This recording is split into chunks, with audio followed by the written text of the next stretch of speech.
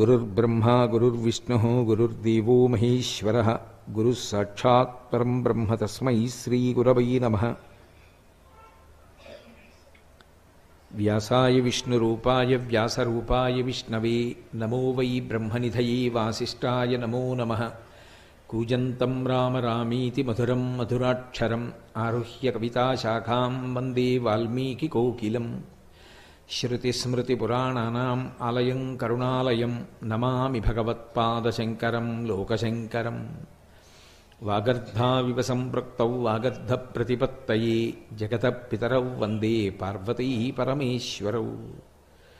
సూక్తిం సమగ్రయతున స్వయమేవ లక్ష్మీః శ్రీరంగరాజమహిషీ మధురైః కటాక్షైః. వైదగ్ధ్యవర్ణగుణగుంభనగౌరవైర్యాం కండూలకర్ణకుహరాः కవయోధయంతి. హైమోర్ధ్వపుండ్రమజహన్మకుటం సునాసం మందస్మితం మకరకుండలచారుగండం బింబాధరం బహుళదీర్ఘకృపాకటాక్షం. శ్రీవేంకటేశముఖమాత్మని సన్నిధత్తాం. విమలపటీ కమలకుటీ పుస్తకరుద్రాక్షశస్తహస్తపుటీ కామాక్షీ పక్ష్మలాక్షీ కలితవిపంచీ విభాసి వైరించీ. మనోజవం మరుతతుల్యవేగం జితేంద్రియం బుద్ధిమతాం వరిష్టం. వాతాత్మజం వనరయూధముఖ్యం శ్రీరామదూతం శిరసా నమామి. ఆపదామపహర్తారం దాతారం సర్వసంపదాం లోకాభిరామం శ్రీరామం భూయో భూయో నమామ్యహం. జయత్యతిబలో రామో లక్ష్మణశ్చ మహాబలః రాజాజైతి సుగ్రీవో రాఘవేణాభిపాలితః. దాసోహం కోసలేంద్రస్య రామస్యాక్లిష్టకర్మణః. హనుమాన్ శత్రుసైన్యానాం నిహంతా మారుతాత్మజః. న రావణసహస్రం మే యుద్ధే ప్రతిఫలం భవేత్. శిలాభిస్తు ప్రహరతః పాదపైశ్చ సహస్రశః. అర్దయిత్వా పురీం లంకాం అభివద్యత మైథిలీం. సమృద్ధార్థో గమిష్యామి విశతాం సర్వరక్షసాం. ధర్మాత్మా సత్యసంధశ్చ రామో దశరథిర్యది. పౌరుషే చ ప్రతిద్వంద్వశరైనం జహిరావణిం. హరి ఓం. పరమేశ్వర స్వరూపైన సభకి నమస్కారం. స్వామి హనుమ ఒక పరమాద్భుతమైనటువంటి స్వరూపం, గొప్ప మంగళప్రదుడు. ఆయన ఎక్కడ చెప్పుకున్నా నేను ఈశ్వరుడను అని కానీ, నన్ను పూజించండి అని కానీ, నేను మీకు ఇటువంటి సౌఖ్యాన్ని కటాక్షిస్తాను అని కానీ ఎక్కడా చెప్పరు. నేను ఇప్పుడే ప్రార్థనా శ్లోకం చేస్తూ జయమంత్రం చదివాను. దాన్ని పెద్దలు జయమంత్రము అని పిలుస్తారు. అది సుందరకాండలో స్వామి హనుమ తోరణం మీద కూర్చుని చెప్పినటువంటి శ్లోకాలు. అందులో ఆయన దాసోహం కోసలేంద్రస్య రామస్య క్లిష్టకర్మణః హనుమాన్ శత్రుసైన్యానాం నిహంతా మారుతాత్మజః అంటారు. నేను రామదూతని, నేను రామ సచివుణ్ణి, అలాగే నేను రాముని యొక్క దాసాన దాసుణ్ణి అంటారు. ఆయన అంత కష్టపడి 100 యోజనముల సముద్రాన్ని దాటి ఈవలి ఒడ్డునకు వచ్చి కాంచనలంకలో శిశుపావృక్షం కింద సీతమ్మ తల్లి యొక్క దర్శనం చేసి ఆ తల్లిని తన వాక్కుల చేత ఊరడించి రామచంద్రమూర్తి ఇచ్చినటువంటి అభిజ్ఞానమైన ఉంగరాన్ని ఇచ్చేటప్పుడు కూడా అమ్మా నా పేరు ఇది అని కానీ, నేను ఇటువంటి వాణ్ణి అని కానీ ఎక్కడా చెప్పలేదు. వానరోహం మహాభాగే దూతో రామస్య ధీమతః. నేను రామచంద్రమూర్తి యొక్క దూతను అని చెప్పుకున్నారు. అంతటి వినయ సంపత్తి కలిగినటువంటి వారు. కానీ హనుమ యొక్క వైభవంలో ఉన్నటువంటి చాలా చాలా గొప్ప విశేషం ఎక్కడుంది అంటే, స్వామి హనుమని ఆరాధన చేస్తే రామచంద్రమూర్తిని ఆరాధన చేసినట్టు, రామచంద్రమూర్తిని ఆరాధన చేస్తే స్వామి హనుమని ఆరాధన చేసినట్టు. హనుమని ఆరాధన చేసి ఇక ప్రత్యేకంగా రాముణ్ణి ఆరాధన చెయ్యవలసిన అవసరం కానీ, రాముణ్ణి ఆరాధన చేస్తే మళ్ళీ ప్రత్యేకంగా హనుమని ఆరాధన చెయ్యవలసిన అవసరం కానీ మనకి ఉపాసన ఎందుకు కనపడదు. ఎందుకు కనపడదు అంటే, తరచుగా మీకు హనుమకి సంబంధించి ఒక మంగళ శ్లోకం చెప్తారు. ఎత్ర ఎత్ర రఘునాథ కీర్తనం తత్ర తత్ర కృతమస్తకాంజలిం భాష్పవారి పరిపూర్ణలోచనం మారుతిం నమత రాక్షసాంతకం. ఎత్ర ఎత్ర రఘునాథ కీర్తనం, ఎక్కడెక్కడ రామచంద్రమూర్తి యొక్క గుణములు గానము చెయ్యబడతాయో, ఎక్కడెక్కడ రామచంద్రమూర్తిని స్తోత్రం చేస్తామో అక్కడక్కడ మనం ప్రత్యేకంగా మళ్ళీ పిలిచినా పిలవకపోయినా కూడా స్వామి హనుమ వచ్చి కూర్చుంటారు. అది కూడా ఎలా కూర్చుంటారు అంటే బాష్పవారి పరిపూర్ణ లోచనం, కన్నుల నిండా నీరు పెట్టుకుని కూర్చుంటారట. అంటే ఆనంద తన్మయత్వంతో ఆనంద భాష్పాలతో కూర్చుంటారు. కాబట్టి ఎత్ర ఎత్ర రఘునాథ కీర్తనం తత్ర తత్ర కృతమస్తకాంజలిం, అది కూడా ఇలా తలెత్తి కూర్చోట, ఇలా తలదించుకొని బాష్పవారి పరిపూర్ణలోచనం మారుతిం నమత రాక్షసాంతకం. రాక్షసాంతకుడైనటువంటి ఆ స్వామి హనుమ వాయుపుత్రుడు కందుల నిండా నీరు పెట్టుకొని ఆ ఆనంద భాష్పాలతో రామచంద్రమూర్తి యొక్క కథ వింటారట. ఇది సంప్రదాయమునందు రూఢమైనటువంటి విశేషం. అంటే ఇందులో ఇక ఏ విధమైనటువంటి అపనమ్మకానికి తావు లేదు. అందుకే రామచంద్రమూర్తి యొక్క గుణగానం ఎక్కడుంటుందో అక్కడే స్వామి హనుమ ఉంటారు. అందుకే రామాయణం చెప్పిన, రామచంద్రమూర్తి గురించి చెప్పిన, లేదా హనుమ గురించి చెప్పడము అంటే రామచంద్రమూర్తి యొక్క ప్రస్తావన లేకుండా ఉండదు. అసలు ఇవాళ నా ఉపన్యాసమే రామచంద్రమూర్తితో కదూ. రామచంద్రమూర్తి ప్రస్తావన లేకుండా హనుమ గురించిన ప్రస్తావన ఉండదు. అందుకే ఆయన పరమ సంతోషంతో సభలోకి వస్తారు. కాబట్టే ఒక సంప్రదాయం ఉంది. ఏం చేస్తారంటే ఉపన్యాసం చెప్పేటటువంటి పౌరాణికునితో పాటుగానే ఒక ఖాళీ ఆసనాన్ని పక్కన వేస్తారు. వేదిక మీద వేసి ఒక పాదపీఠాన్ని పెడతారు. అంటే పాదాలు పెట్టుకోవడానికి ఒక పీఠాన్ని ఉంచి ఒక పుష్పహారాన్ని ఆ ఆసనానికి కూడా సమర్పించి అందులో పువ్వులు వేసి ఉంచాలి. ఎందుకని అంటే స్వామి హనుమ అందులోకి వచ్చి కూర్చుని వింటారు. ఒకవేళ మనం అలా పిలవలేదనుకోండి, అప్పుడు ఆయన రావడం మానరు. ఆయన సభలో ఎక్కడో వచ్చి కూర్చుంటారు. అది ఆయన యొక్క పరమ వినయానికి పరాకాష్ఠ.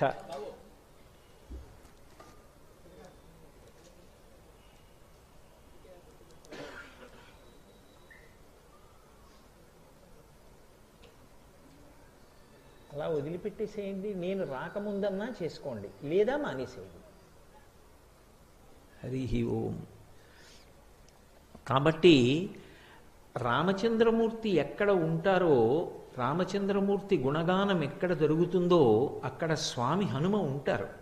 అందుకే శృంగగిరి పీఠాధిపత్యం వహించినటువంటి మహాపురుషులు చంద్రశేఖర భారతీ మహాస్వామి వారు ఎప్పుడైనా సుందరకాండ పారాయణ చేస్తే తప్పకుండా పక్కన ఒక ఆసనం వేసి పారాయణ చేసేవారు. రాముణ్ణి స్తోత్రం చేస్తే, రామనామం చెప్తే, రాముని యొక్క వైభవాన్ని కీర్తిస్తే చాలు, హనుమ ప్రసన్నులైపోతారు. రెండు, ఆయనకి వరం. ఎక్కడెక్కడ రామ కథ చెప్పబడుతుందో, ఎక్కడెక్కడ రామనామం చెప్పబడుతుందో అక్కడక్కడ ఆయన అనుగ్రహ ప్రదాతయ్యి ఉంటారు. అక్కడక్కడ ఆయన ఉండి వచ్చినటువంటి సభలోని వారందరినీ కూడా అనుగ్రహిస్తారు. అలాగే స్వామి హనుమ గురించి ఎక్కడ ప్రస్తావన చెయ్యబడుతుందో అక్కడ సీతారాములు ఉంటారు. హనుమ గురించి మాట్లాడుతున్నాం అనుకోండి, ఇక పిలవక్కర్లేదు, సీతారాములు ఉంటారు. అందుకే ఉపాసనలో హనుమంతుని యొక్క వైభవం ఎక్కడుంది అంటే ఆయనకి చేసినటువంటి పూజ సీతారాములకు చేసిన పూజయే. మీరు పాలకి నీటికి వేరువేరుగా పూజ చెయ్యక్కర్లేదు. పాలలో నీళ్లు కలిసి ఉన్నాయనుకోండి, ఒక్క పాత్రలో నీళ్లు కలిసిన పాల నుంచి పూజ చేస్తే పాలకి నీటికి కలిపి పూజ చేసినట్టే.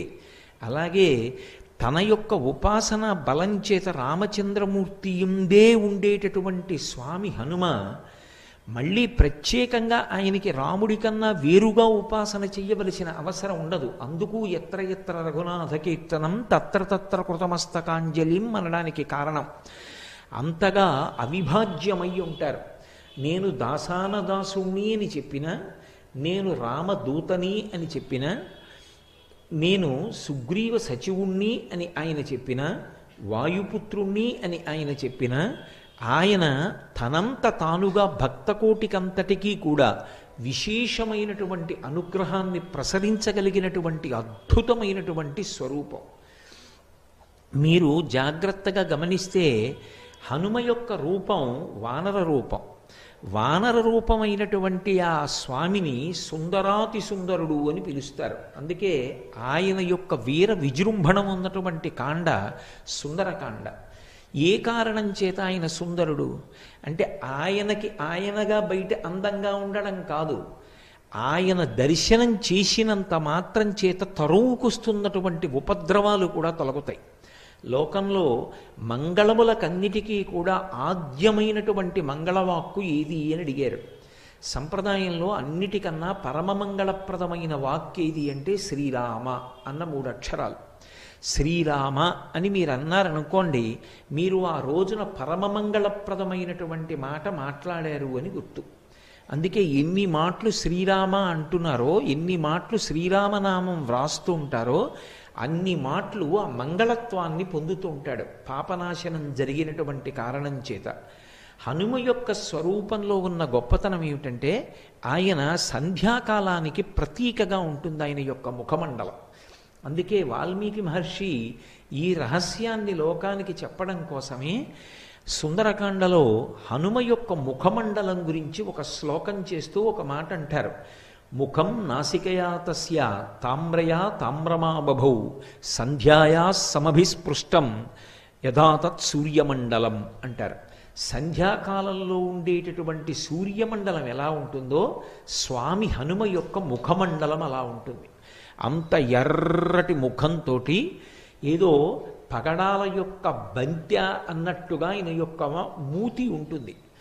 అటువంటి ముఖమండలాన్ని ఎవరైతే చూస్తారో అటువంటి వారు సంధ్యాకాలాన్ని దర్శనం చేసినట్టు. ఈ లోకంలో అతి తేలికగా బాలురా వృద్ధులా, స్త్రీయా పురుషుడా, పండితుడా పామరుడా ఈ వివక్ష లేకుండా ఎవరైనా సరే మంగళాన్ని పొందడానికి మాంసనేత్రంతో దర్శనం చేసి ఈశ్వరుని యొక్క అనుగ్రహాన్ని ప్రోధి చేసుకోవడానికి వీలైనటువంటి దర్శనాలలో అద్భుతమైనటువంటి దర్శనం సంధ్యాకాల దర్శనం. సూర్యోదయ సమయంలో ఉదయిస్తున్నటువంటి సూర్యుని యొక్క కాంతిని చూసిన, అరుణారుణ కాంతులను చూసిన, రథం వస్తున్నప్పుడు ముందు లోపల కూర్చున్న రథి కనపడడు, సారథి కనపడతాడు. అరుణుడు సూర్యరథానికి సారథి. అందుకే అరుణుని యొక్క ఉదయం అరుణోదయం, ఆ ఎర్రటి కాంతులను చిమ్ముతుంది ఆకాశం. సంధ్యాకాలంలో ప్రాతకాలంలో ఒక్కసారి ఆకాశం వంక చూసి ఎవరు నమస్కరిస్తారో వారికి మంగళములు కలుగుతాయి, వారికి అమంగళములు తొలగిపోతాయి. అలాగే స్వామి హనుమ యొక్క ముఖమండలము సంధ్యాకాలమునందు ఆకాశము ఎటువంటి మంగళాన్ని ఇవ్వగలిగినటువంటి శక్తితో దీప్తిని పొంది ఉంటుందో అటువంటి దీప్తిని పొంది హనుమ యొక్క ముఖమండలం ఉంటుంది. అందుకే సంధ్యాయా సమభిస్పృష్టం యథాతత్ సూర్యమండలం. ఆయన ముఖం నాసికయా తస్య తామ్రయా తామ్రమా బభౌ. ఆయన యొక్క ముఖము, ఆయన యొక్క నోరు, ఆయన యొక్క ముక్కు ఎర్రగా పగడాల ముద్దలా ఉంటుంది. అలా ఎర్రగా ఉన్నటువంటి ముఖమండలం వంక ఒక్కసారి మీరు చూసి ఒక్క నమస్కారం చేశారనుకోండి, అది పరమమంగళములను ఇవ్వగలుగుతుంది.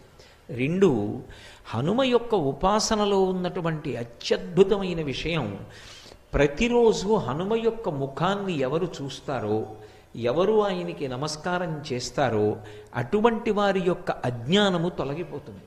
చాలా తొందరగా వారికి జ్ఞానకటాక్షము కలిగేటటువంటి అదృష్టాన్ని పొందుతారు. ఎందుచేత అంటే ఆయన భర్గస్వరూపుడై ఉంటాడు అని పరాశర సంహితలో ఆయన యొక్క ఉపాసన రహస్యాన్ని చెప్తారు. భర్గుడు అజ్ఞానాన్ని తీసివేయగలిగినటువంటి స్వరూపం. గాయత్రీ మంత్రంలో బీజాక్షరానికి అధిదేవత. అటువంటి భర్గస్వరూపుడైనటువంటి హనుమ యొక్క ముఖాన్ని, ఆయన యొక్క రూపాన్ని ఎవరు చూస్తారో వారికి మంగళములు ఇవ్వబడతాయి. అందున ప్రత్యేకించి హనుమ ఉపాసనకి చాలా విశేషమైన రోజుగా చెప్పబడినది ఏది అంటే, సాధారణంగా ప్రతి వారంలోనూ కూడా మొట్టమొదట గొప్పది శనివారం. శనివారం నాడు స్వామి హనుమ యొక్క ఉపాసనకి అత్యంత ప్రీతిపాత్రమైన రోజు. ఆయన అవతార స్వీకారం చేసింది కూడా స్థిరవారం శనివారం నాడే చేశారు.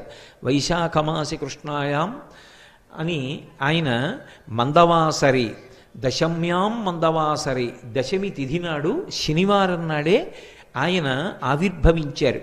శనివారం ఆయన ఉపాసనకి చాలా శ్రేష్టమైనటువంటి రోజు. ఎందుచేత అంటే ఆ రోజు ప్రారంభం శనిహోరతో ప్రారంభం అవుతుంది. శనీశ్వర గ్రహాన్ని తన తోకకి చుట్టి ఆయన మీద శని యొక్క ప్రభావం లేకుండా చూసి శిక్షించినటువంటి వారు స్వామి హనుమ. అప్పుడు శరీరము శిథిలమై స్వామి హనుమని ప్రార్థన చేశాడు శనీశ్వరుడు. అయ్యా, నీ చేత నేను ఇప్పటికే చాలా హింసింపబడ్డాను, నన్ను నీ తోక నుంచి విడిపించు, నీకేం కావాలో అడుగని అడిగాడు. అడిగితే స్వామి హనుమ శనీశ్వరుని నుండి ఒక మాట పుచ్చుకున్నారు. ఎవరు నాకు పరమ భక్తులై ఉంటారో అటువంటి వారి జోలికి నువ్వు వెళ్ళకూడదు. ఒకవేళ జాతకంలో శనీశ్వరుని యొక్క ప్రభావం చాలా విశేషంగా ఉండేటటువంటి వారు కూడా హనుమ యొక్క అనుగ్రహానికి నోచుకున్న వారైతే అటువంటి వారందరికీ కూడా శనీశ్వర గ్రహం యొక్క ప్రభావం విశేషంగా ఉండేటటువంటి అవకాశం ఉండదు. అది హనుమ పుచ్చుకున్నటువంటి మాట. అందుకే హనుమదుపాసన శనివారం నాడు చేస్తే శనీశ్వర గ్రహం ఆనుకూల్యతని పొందుతుంది. పొంది బాధించడం అనేటటువంటిది ఉండదు. రెండవది, మాసములలో మార్గశీర్ష మాసంలో శనివారం నాడు స్వామి హనుమని ఉపాసన చేసినట్లయితే అది చాలా విశేషమైనటువంటి ఉపాసన. మనకి అదృష్టం ఏమిటంటే మనం ఇవాళ మార్గశీర్ష మాసంలో శుక్లపక్షంలో ఇవాల్టి రోజున శనివారం నాటి సాయంకాలమే హనుమ యొక్క వైభవం గురించి ఆయన ప్రాంగణంలోనే కూర్చుని మాట్లాడుకుంటున్నాం. ఇది నిజంగా స్వామి హనుమ యొక్క అనుగ్రహ విశేషం. అంతటి మహానుభావుడైనటువంటి హనుమ 5 అంకె చేత ప్రీతి పొందుతారు. ఒక్కొక్క దేవతకి ఒక్కొక్క లక్షణం ఉంటుంది. మీరు విఘ్నేశ్వరుడి విషయంలో చూస్తే 16 అంకెకి ఒక ప్రీతి. ఆయనకన్నీ 16 కుడుములు, 16 ఉండ్రాళ్ళు, 16 రకాల పత్రులు, 16 రకాల పువ్వులు, 16 రకాలైనటువంటి నైవేద్యాలు, 16 నామాలు. సుముఖశ్చైకదంతశ్చ కపిలో గజకర్ణక లంబోదరశ్చ వికటో విఘ్నరాజో గణాధిప ధూమకేతుర్గణాధ్యక్ష ఫాలచంద్రో గజానన వక్రతుండ శూర్పకర్ణో హేరంబస్కందపూర్వజ షోడశైతాని నామాని ఎప్పటే శృణుయాదపి విద్యారంభే వివాహే చ ప్రవేశే నిర్గమే తథా సంగ్రామే సర్వకార్యేషు విఘ్నస్తస్య న జాయతే. షోడశైతాని నామాని 16 అంకె మీద విఘ్నేశ్వర తత్వం నడుస్తుంది. ఆయనకి 16 ప్రీతిని కాదు, తత్వం 16 మీద వెడుతుంది. అలాగే పరమశివుని యొక్క తత్వం 8 మీద వెడుతుంది. అందుకే అష్టమూర్తి తత్వము అని పిలుస్తారు.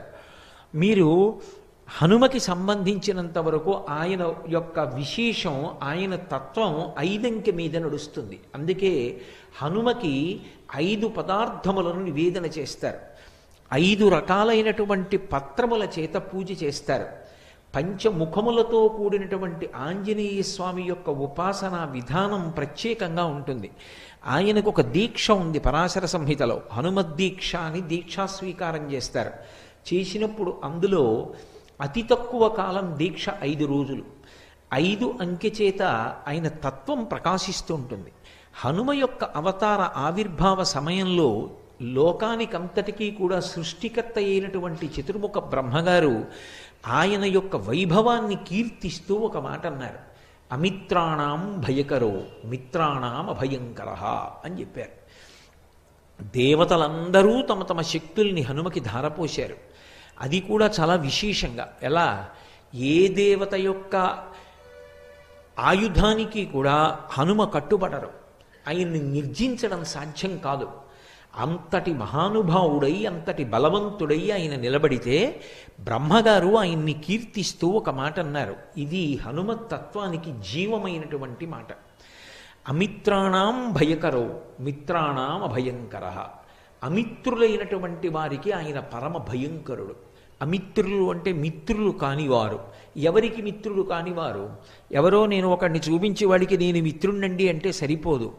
ఎవడు ధర్మానికి మిత్రుడు కాడో, ఎవడు దైవానికి మిత్రుడు కాడో, ఎవడికి వేద ప్రతిపాదితమైనటువంటి వాక్కు యందు విశ్వాసము లేదో, ఎవడు ఈశ్వర ధిక్కారం చేస్తాడో అటువంటి వాడి పట్ల ఆయన ఆగ్రహము వ్యక్తమవుతుంది.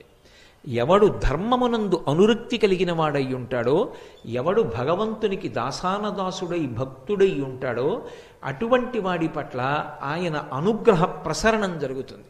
ప్రత్యేకంగా హనుమదుపాసన చెయ్యవలసిన అవసరం లేదు. హనుమని ఉపాసన చేస్తేనే ఆయన అనుగ్రహం కలుగుతుంది అనుకోక్కర్లేదు. ఆయన యొక్క అనుగ్రహ విశేషంలో ఇదొక లక్షణం. అందుకని బ్రహ్మగారు ఆ మాట అన్నారు. ఎవడు ధర్మమునందు అనురక్తి కలిగినవాడో, ఎవడు భక్తి కలిగినవాడో, ఎవడు ఈశ్వరుని యొక్క పాదములను ఉపాసన చేస్తూ ఉంటాడో అటువంటి వాడికి హనుమ యొక్క కటాక్షము ఎప్పుడూ లభిస్తూ ఉంటుంది.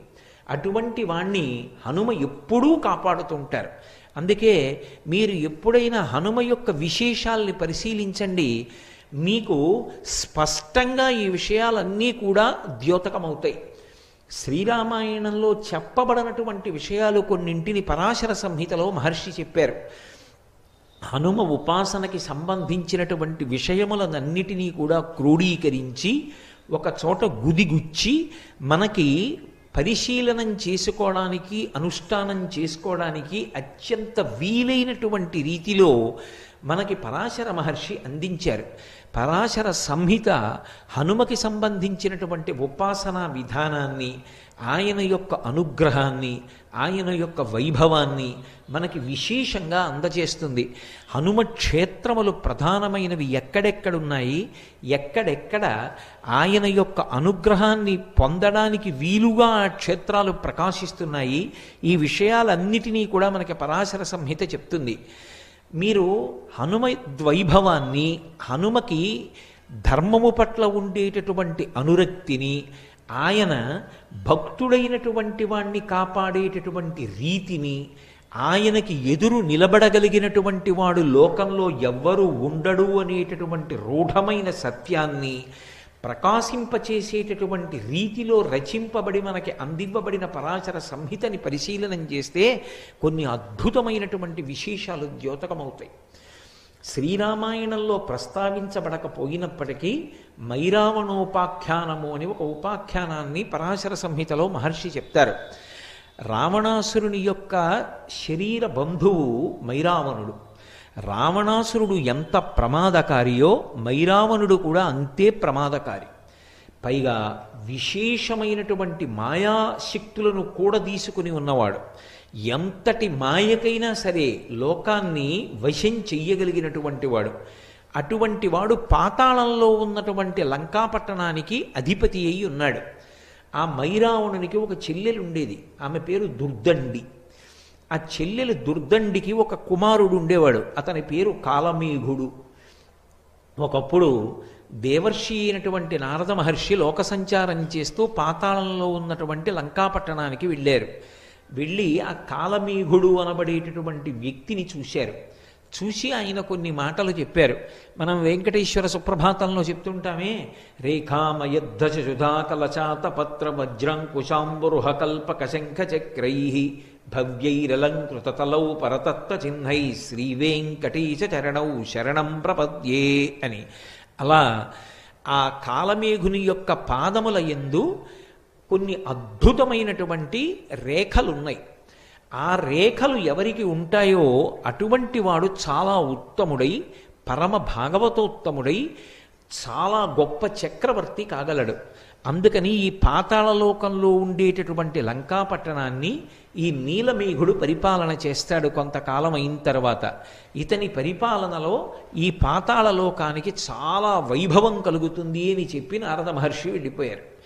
ఇది విన్నాడు మేనమామ అయినటువంటి మైరావణుడు.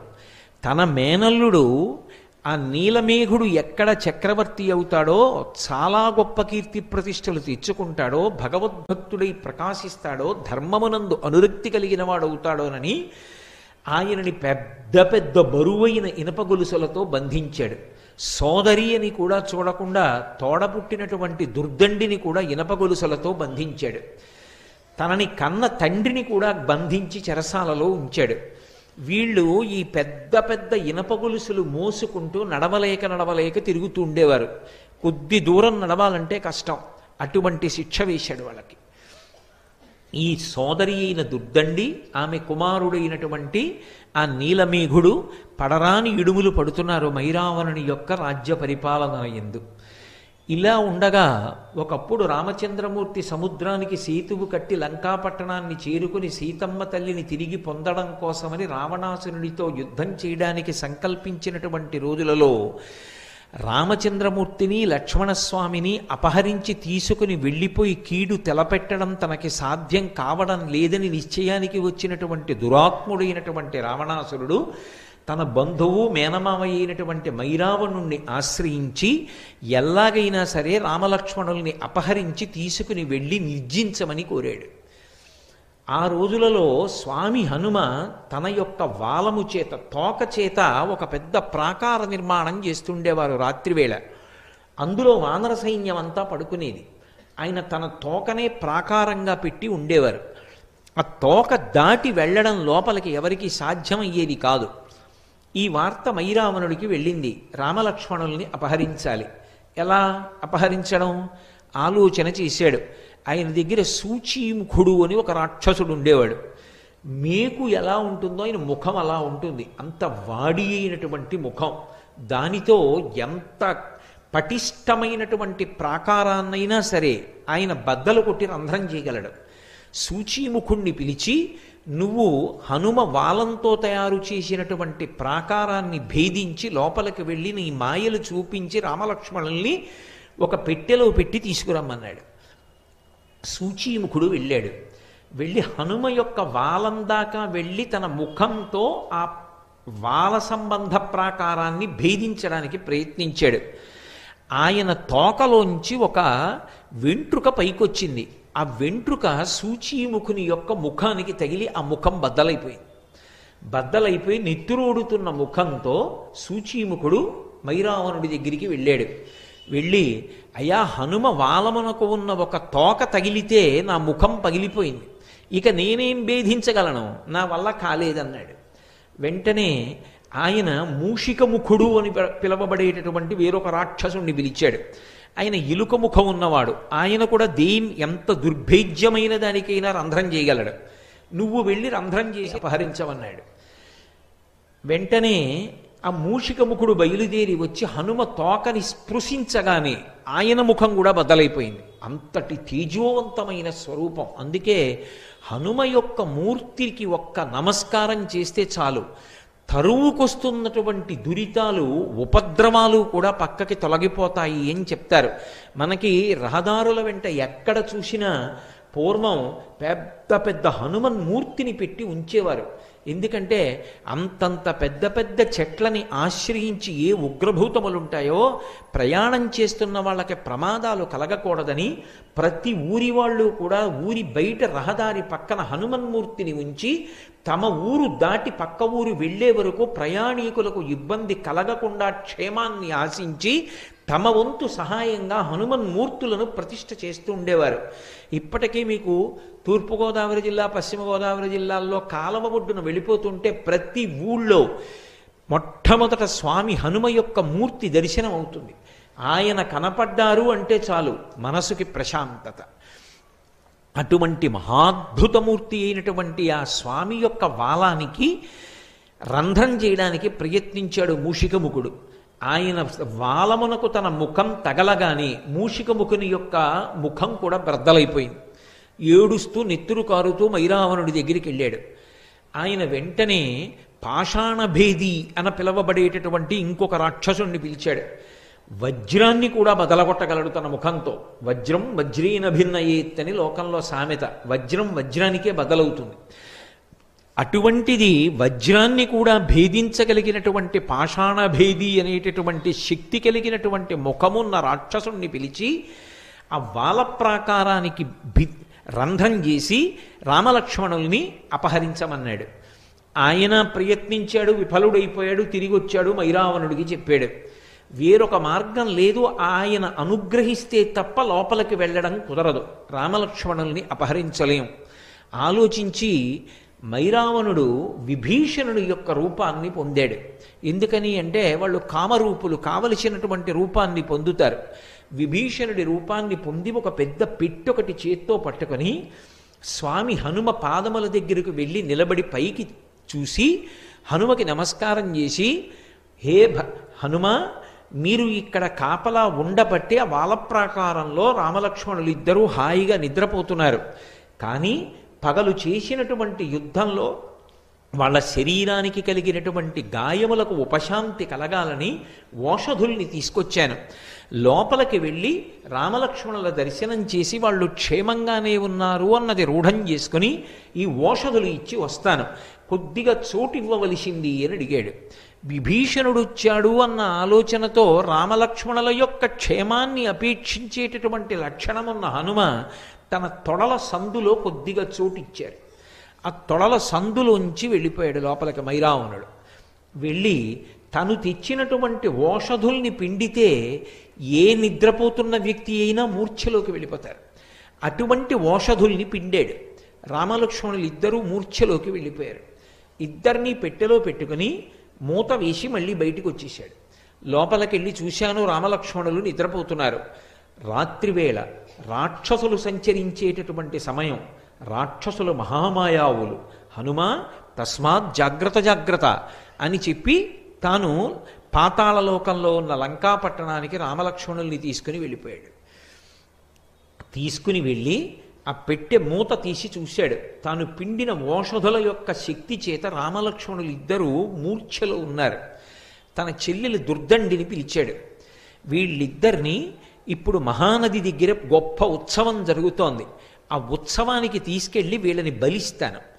బలిచ్చే ముందు ఈ నరులిద్దరికీ స్నానం జరగాలి.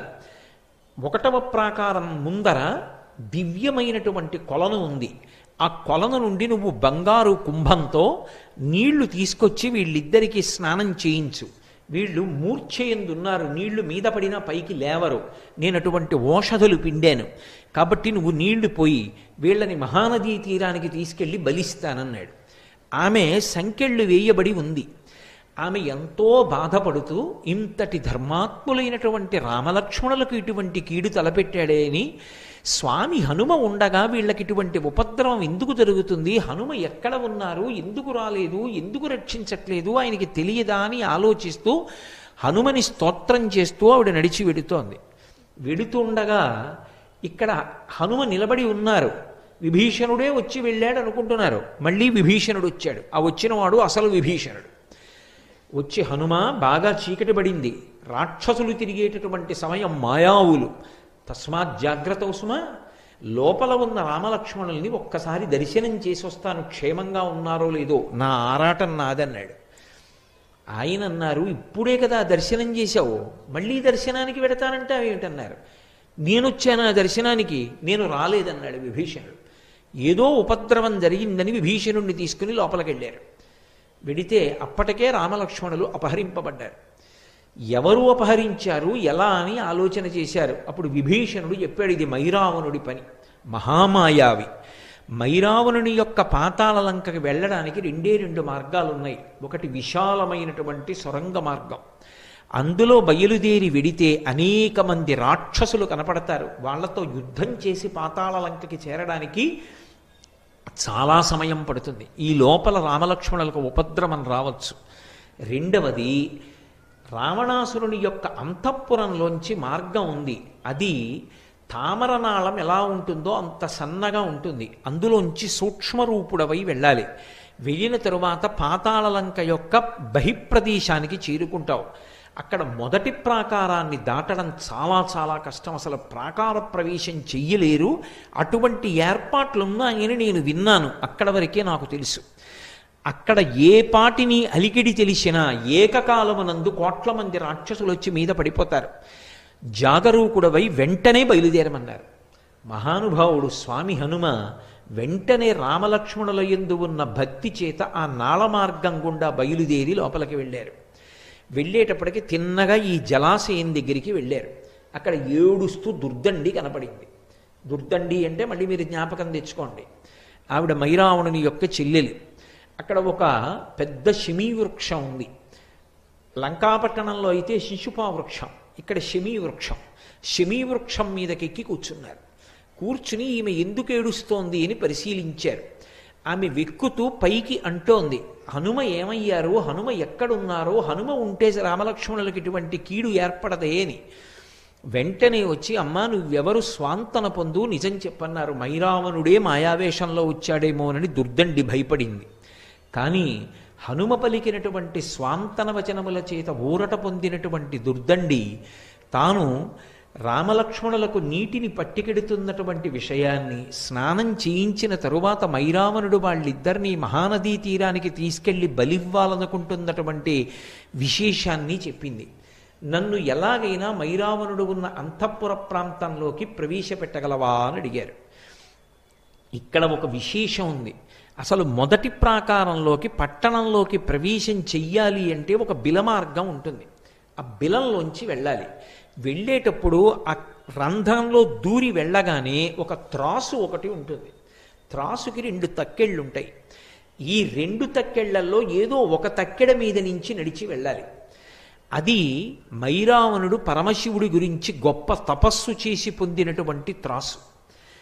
ఎవరైనా లోపలికి వెళుతున్నప్పుడు ఎంత సూక్ష్మరూపంతో వెళుతుండనివ్వండి, వాడు మైరావణుడి మిత్రుడైతే త్రాసు అలాగే నిలబడుతుంది సమంగా 2 తక్కెళ్ళను. ఒకవేళ ఎవరైనా శత్రువు వెడుతూ ఉంటే వెంటనే ఒకవైపు ఉన్నటువంటి తక్కెడ కిందకి దిగి రెండవది పైకి లేస్తుంది. పిడుగులు పడిన ధ్వని ప్రమాద ఘంటికలు మోగుతాయి.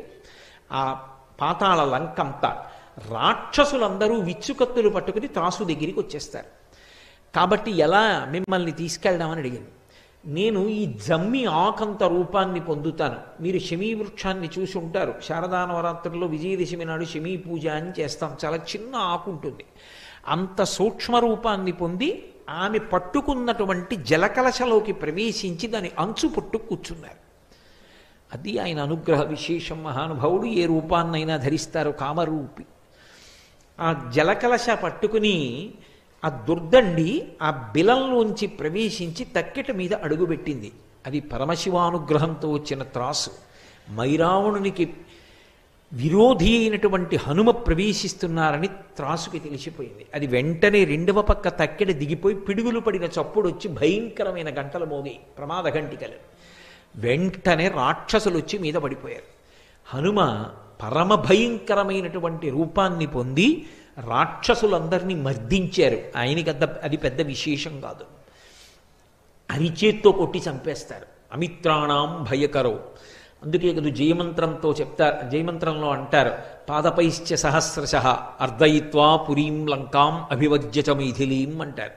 నేను రాళ్ళు విసిరి చంపుతాను, నా అరికాళ్లతో తొక్కి చంపుతాను, అరిచేతులతో మర్దించి చంపుతాను, మోచేతులతో పొడిచి చంపుతాను, నా కోరలతో కురికి చంపుతాను, శిరస్సుతో కుమ్మి చంపుతాను, శిలాభిస్తు ప్రహరత నాకు రాళ్ళు పెట్టి కొట్టి చంపుతాను, పర్వత శిఖరములను ఊడదీసి విసురుతా, చెట్లు పెకలించి విసురుతా, నాకు ఆయుధం అక్కర్లేదు.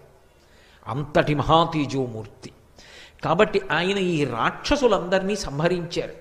కానీ ఎక్కడి నుంచో ఒక మహావీరుడు వచ్చాడు. ఇద్దరి మధ్య అరివీర భయంకరమైనటువంటి యుద్ధం జరిగింది. ఎంత యుద్ధం చేసినా స్వామి హనుమ అవతల యుద్ధానికి వచ్చినటువంటి వీరుణ్ణి మట్టు పెట్టలేకపోయారు. ఆఖరికి హనుమ అంతటి వారు బడలిపోయారు. అంత బడలిపోయి ఆశ్చర్యపోయారు. ఇంత శక్తి కలిగినటువంటి వాడు ఎలా తయారయ్యాడు అసలు? పైగా ఇతన్ని చూస్తే నాకేదో అవ్యాజమైన ప్రేమ కలుగుతోంది. ఇంతటి మహావీరుడు అని నాకు కోపం రావట్లేదు, చంపేద్దామన్న తీవ్రమైన ఇచ్ఛ కలగట్లా. ఏదో ఉందని ఒక్కసారి ఆగి, అసలు నువ్వెవరు నాతో ఇంతసేపు నిలబడి పోరు సాగించగలిగావు, నీ గాథ ఏమిటి చెప్పమన్నారు.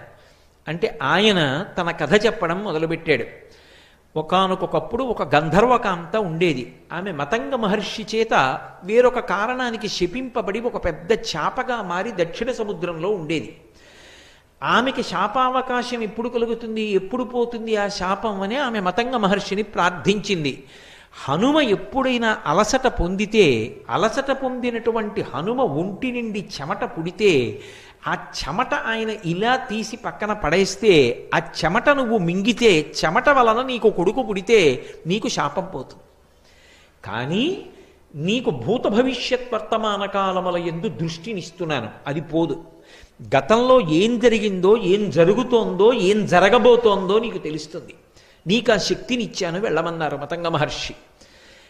అన్నీ రామకార్యం కోసం వచ్చినవే.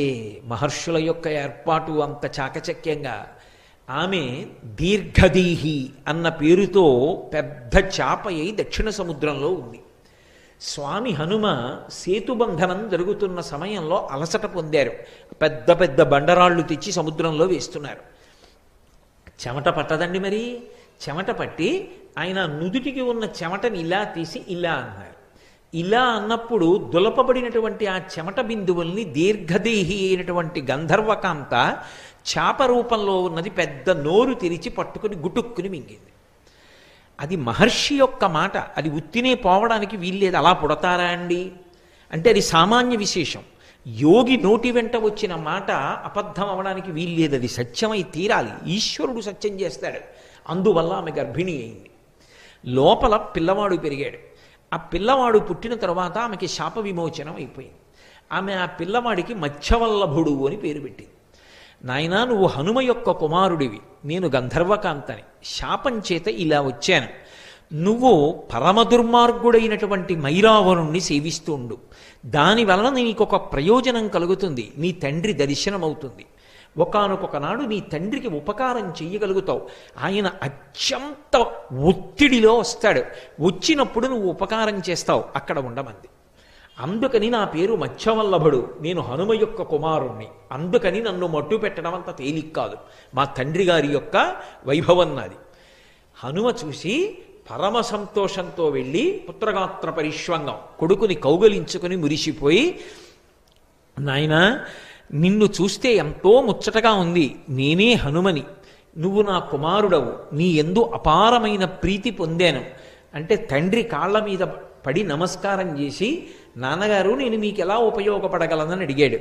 మైరావణుని యొక్క అంతఃపురాన్ని చూపించమన్నారు. అంతఃపురాన్ని చూపించాడు. ఇక నువ్వు వెళ్ళిపోమ్మని ఆ మైరావణుడితో యుద్ధం చేసి స్వామి హనుమ ఆ మైరావణుణ్ణి మట్టు పెట్టారు. మట్టు పెట్టడం అంత తేలికగా ఏమైపోలేదు. ఎందుకంటే ఇద్దరి మధ్య ప్రచండమైన యుద్ధం జరిగింది. ఆయన తన దంతములతో మైరావణుడి యొక్క కంఠాన్ని కొరికేసి గోళ్లతో శరీరాన్ని ఖండములుగా చీల్చి పక్కన పారేసినా మళ్ళీ వాడు వచ్చి యుద్ధం చేసేవాడు. అసలు ఎలా మరణిస్తాడు ఈ మైరావణుడు? ఏం చేసినా మళ్ళీ బ్రతుకుతున్నాడు. తెల్లబోయారు హనుమ. అప్పుడు దుర్దండి చెప్పింది, శరీరాన్ని ఎంత హింస పెట్టినా మరణించాడు. ఆయన మరణించాలి అంటే ఒకే ఒక్క కారణానికి మరణిస్తాడు. అదిగో మీరు యుద్ధం చేస్తున్న చోట మధ్యలో ఒక రాయి ఉంది. ఆ రాతిని హనుమ మీరు మీ కాలుతో తన్నండి. ఆ కింద చిన్న బిలం ఉంది. ఆ బిలంలోంచి 5 తుమ్మెదలు పైకొస్తాయి. ఇతని పంచప్రాణాలు తుమ్మెదల్లో ఉన్నాయి. అవి ఎగురుతున్నంత కాలం ఇతను మరణించడు. ఆ 5 తుమ్మెదల్ని మీ పాదంతో నొక్కేయండి. నొక్కేస్తే ఇతని పంచప్రాణములు పోయి శరీరాన్ని విడిచిపెట్టేస్తాడు. వెంటనే ఏడ్చాడు మైరావణుడు. చెల్లెలా, నా తోడబుట్టిన దానివి, నా ప్రాణాలు ఎక్కడున్నాయో చెప్పేస్తావా హనుమకని. ఏమి నువ్వు ధర్మం తప్పలా?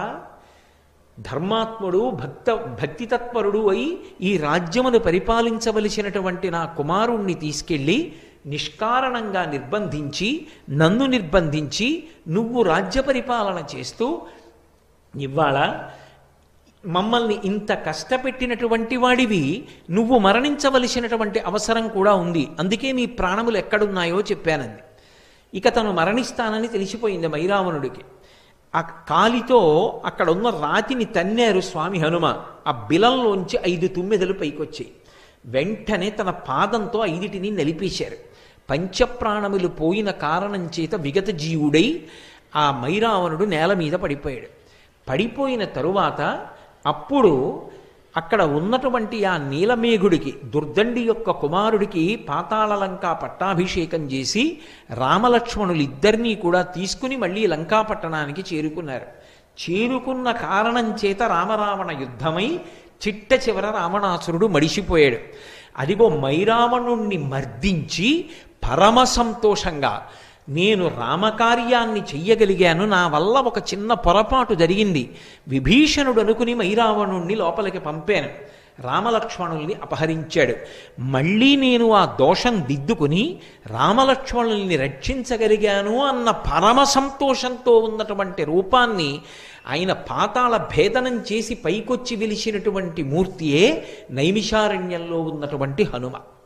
హనుమాన్ గాడి అని చెప్పి క్షేత్రం ఉన్నదే, అక్కడ ఉన్న స్వయంభూమూర్తి పెద్ద హనుమ ఉంటారు.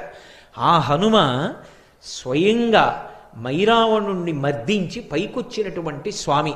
ఈ మధ్యకాలంలో మనందరం నైమిషారణ్యం యాత్రకు వెళ్ళినప్పుడు ఆ హనుమాన్ గాడిలోనే ఉండి ఆ క్షేత్రంలోనే స్వామి హనుమ పాదాల చెంతన కూర్చుని మనం ఒక రోజున రామనామ సంకీర్తనం చేసి వచ్చేటటువంటి అదృష్టాన్ని మనకి కటాక్షించాడు. ఆ స్వామి యందు ఒక విచిత్రమైన లక్షణం ఉంటుంది. మూర్తిని ఇలా ముట్టుకుంటే, ఒక్కసారి ఇలా కళ్ళు మూసుకుని ముట్టుకుంటే నిజంగా ఎవరినో మనిషిని ముట్టుకున్నట్టే ఉంటుంది. కానీ అలా అంగీకరించారు, అలా ఏం ముట్టుకోనివ్వరు. అది దేవస్థానానికి సంబంధించిన వాళ్ళే ప్రతిరోజు సింధూరాన్ని అలదుతారు. మరి ఎందుకు పిలిచారో నాకు తెలియదు, కానీ అది స్వామి అనుగ్రహ విశేషమో ఏమో. నేను అక్కడ కూర్చుని ఉండగా అకస్మాత్తుగా నన్ను పిలిచి సింధూర పాత్ర ఇచ్చి, మీరు కూడా ఇవాళ స్వామికి సింధూరం రాయండి అన్నారు. ఆ రోజున హనుమాన్ గాడిలో స్వామి శరీరానికి సింధూరం రాస్తూ ఉంటే నేను అనుభవించినటువంటి ఆ స్పర్శ సుఖం నా జీవితంలో నేను ఎన్నడూ మరిచిపోలేనటువంటి అనుభూతి. అంత అద్భుతమూర్తి, అంతటి మంగళప్రదుడు. హనుమ యొక్క క్షేత్రాలలో తప్పకుండా దర్శనం చెయ్యవలసిన క్షేత్రాలు 13 చెప్తారు. 13లో ఒక మహాద్భుత క్షేత్రం నైమిషారణ్యంలో ఉన్నటువంటి స్వామి హనుమ. అంత గొప్ప క్షేత్రంలో మనం ఆ స్వామిని దర్శించి అక్కడ రామనామ గానం చేసి రాగలగడం ఆ రామచంద్రమూర్తి యొక్క, సీతమ్మ యొక్క, స్వామి హనుమ యొక్క నిర్హేతుక కృపా కటాక్ష వీక్షణం. కాబట్టి హనుమ ఎక్కడ ధర్మతత్పరులైన వారు ఉంటారో అక్కడక్కడ ఆయన అనుగ్రహ ప్రచోదనం ఉంటుంది. దుర్దండి ప్రార్థన చేసిందని వెళ్ళారా? దుర్దండి యొక్క కుమారుడైనటువంటి ఆ నీలమేఘుడు ప్రార్థన చేశాడని వెళ్ళారా? మైరావణుడు రామలక్ష్మణుల్ని అపహరించడం యథార్థానికి వాళ్ళు రక్షింపబడడానికి హనుమ అక్కడికి వెళ్ళి మైరావణుణ్ణి మర్దించాలి. అది జరగాలి అంటే దానికి ఏదో ఒక సన్నివేశం జరగాలి. అందుకు రామలక్ష్మణుల్ని అపహరించగలిగాడు తప్ప వేరొకలా సాధ్యమా? ఎక్కడ ధర్మం ఉంటుందో అక్కడ స్వామి హనుమ ఉంటారు. మీరు రామాయణంలో ఒక పెద్ద చమత్కారాన్ని చూసుంటారు. వీటిని ప్రార్థనా శ్లోకాలుగా చెప్తారు హనుమ విషయంలో. గోష్పదీకృతమారాసిం మశకీకృత రాక్షసం రామాయణ మహామాలారత్నం వందే అనిలాత్మజం. రామాయణ మహామాలారత్నం. మాల అంటాం. మాల అంటే ఇదిగో ఇప్పుడు ఏదో నాకు మెళ్ళో ఈ పుష్పమాల వేశారు. ఈ పుష్పమాల శోభస్కరంగా ఉంది. ఎందుకని అంటే ఇటువైపు నుంచి దండ, ఇటువైపు నుంచి దండ కట్టి మధ్యలో దీనికి ఈ పూల యొక్క మాలని మధ్యలో ఒక గుచ్ఛాన్ని అమర్చారు. ఇది రెండు వైపుల నుంచి వచ్చినటువంటి మాల కలుసుకున్న చోట శోభస్కరంగా సౌందర్యవంతంగా చేస్తుంది. అలా రామాయణము అనబడేటటువంటి మాల ఎక్కడ కలుసుకుందో అక్కడ హనుమ దాన్ని శోభస్కరం చేసేటటువంటి రత్నం. అది లేకపోతే ఆ మాలకు అందమే లేదు. మీరు ఎప్పుడైనా రామాయణం విషయంలో ఒక విశేషాన్ని గమనించండి.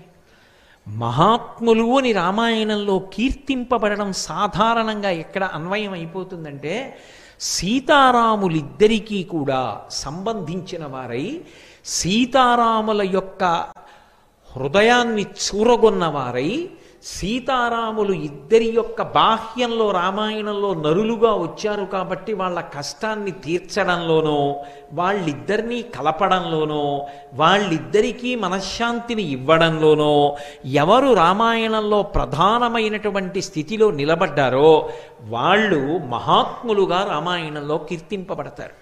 మీరు గమనించండి. మొట్టమొదటి వ్యక్తి విశ్వామిత్రుడు. విశ్వామిత్రుడు శ్రీరామాయణంలో బాలకాండ ఒక్క దాంట్లోనే కనపడతారు. ఒక్క బాలకాండలోనే కనపడినప్పటికీ విశ్వామిత్రుడు అసలు సీతారాములు ఇద్దరినీ కలిపాడు.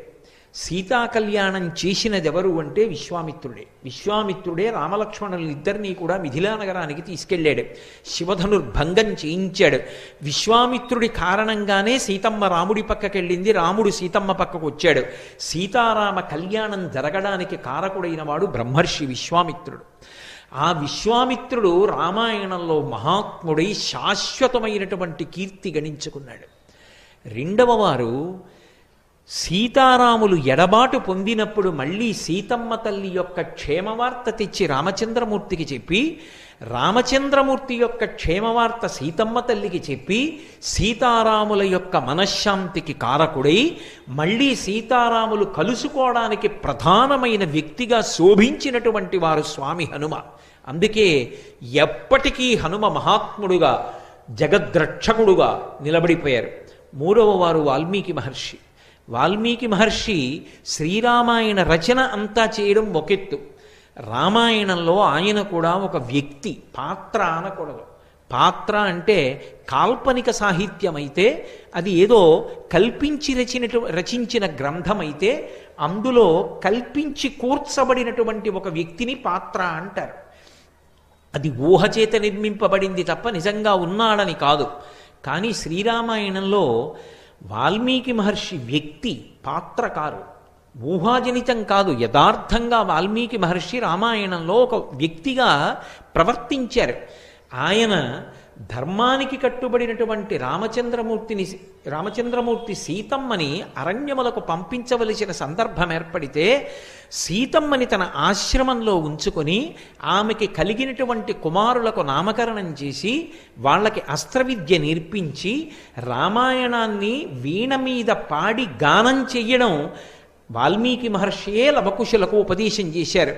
మళ్ళీ చిట్ట చివర సీతమ్మ తల్లి యొక్క అవతార పరిసమాప్తికి పూర్వం సీతారాములిద్దరూ కలుసుకోవడానికి కారకులైనటువంటి వారు వాల్మీకి మహర్షి. అందుకే ఎక్కడెక్కడ రామాయణంలో సీతారాములిద్దరినీ కలపడంలో ప్రధానమైనటువంటి వారై ఉంటారో, సీతారాముల ఇద్దరి యొక్క మనశ్శాంతికి కారకమైన వారై ఉంటారో అటువంటి వారు మహాత్ములై కీర్తింపబడతారు. స్వామి హనుమ అంత అద్భుతమైనటువంటి స్థితిలో రామాయణంలో సీతారాముల్ని కలిపారు.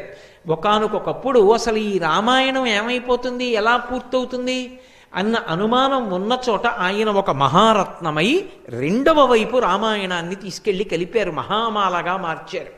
అందుకే రాముడు బయలుదేరాడు, అరణ్యవాసంలో వెతుక్కుంటూ వెడుతున్నాడు. అరణ్యకాండలో ఎక్కడా సీతమ్మ కనపడలేదు. కానీ సుగ్రీవుడికి రామచంద్రమూర్తికి సంధి కుదిరేటట్టుగా ప్రధానమైనటువంటి స్థితిలో ప్రవర్తించి వారిద్దరికీ సంధి చేసినటువంటి వారు స్వామి హనుమ. ఆ కారణం చేత తన ప్రభువైనటువంటి సుగ్రీవుడికి ఉపశాంతి కలిగి రాజ్యం కలిగింది. అలాగే రామచంద్రమూర్తికి సీతమ్మ యొక్క జాడ తెలుసుకునేటటువంటి అవకాశం కలిగింది. ఆ హనుమ అనబడేటటువంటి వ్యక్తి లేకపోతే అసలు రామాయణం ఏమైపోతుంది అన్నదాన్ని నిర్ణయించడం కూడా కష్టం. అందుకే రామాయణ మహామాలారత్నం వందే అనిలాత్మజం. ఆయన ఉపకారం చెయ్యడానికి ఇది కారణము అని చెప్పవలసి వస్తే ఒక్కటే కారణం. ఏమిటి ఆ కారణము అంటే కేవలము భక్తి. భక్తి యొక్క మాట విస్తృతి పొందినప్పుడు ధర్మము, ఎక్కడ ధర్మమునందు అనురక్తి ఉంటుందో అక్కడక్కడ స్వామి హనుమ యొక్క కటాక్షం ఉంటుంది. అందుకే భగవంతుడు చెప్పిన మాట వేదం, వేదంలో చెప్పబడినది ధర్మం. భక్తి అంటే ఏదో తులసిమాల తీసుకొచ్చి స్వామికి అలంకారం చేయడం భక్తి అనిపించుకోదు. ఆ అలంకారం చేయడానికి కూడా సమయం సందర్భం ఉంటాయి. ఉపన్యాసం మధ్యలో స్వామివారి దగ్గరికి వెళ్ళి అలంకారాలు చేయడాలు అవి చేయరు. చేస్తే ముందు చెయ్యాలి, లేకపోతే చివర చెయ్యాలి. అలంకారం చెయ్యడం భక్తి కాదు, సందర్భాన్ని చూసి ప్రవర్తించడం భక్తి. రెండు, వేదం చెప్పినట్టు బ్రతకడం భక్తి. వేదము ఈశ్వర ప్రోక్తం. ఈశ్వరుడు ఇలా బ్రతకండి అని చెప్పాడు. ఆయన ఎలా బ్రతకమని చెప్పాడో అలా బ్రతకడం భక్తి. అలా బ్రతకడానికే ధర్మ మార్గంలో ఉన్నాడు అని పిలుస్తారు. ఈశ్వరుడు ఏది చెప్పాడో అది ధర్మం అయితే ఆ ధర్మాన్ని పట్టుకున్నవాడెవరో వాడు ధార్మికుడు. ఆ ధార్మికుడికి ప్రత్యేకమైన ఉపాసన అక్కర్లేదు. ధర్మాన్ని పట్టుకున్న కారణం చేత స్వామి హనుమ యొక్క అనుగ్రహం సర్వకాలముల యందు ఉంటుంది. నేను మీకు ఒక ఉదాహరణ చూపిస్తాను. వాయుపుత్రుడు స్వామి హనుమ. వాయుపుత్రుడు యథార్థమనకు హనుమ ఒక్కరే కాదు, భీమసేనుడు కూడా వాయుపుత్రుడే. భీమసేనుడు వాయుపుత్రుడైనా హనుమకి ఎంత బలపరాక్రమములున్నాయో, ఎంత బుద్ధి వైభవమున్నదో అంత బుద్ధి వైభవము అంత బలపరాక్రమములు భీముడికి ఉన్నాయి అని చెప్పడం సాధ్యం కాదు. రెండు, వాయుపుత్రుడైనటువంటి భీముడికి ఉపాసన లేదు. భీముడికి గుడి కట్టడం కానీ, భీముడికి అష్టోత్తరం కానీ, భీముడికి ఉపాసన కానీ, భీముడి మీద స్తోత్రాలు కానీ ఉండవు. కానీ వాయుపుత్రుడైనటువంటి హనుమకి మాత్రం ఉపాసన ఉంది.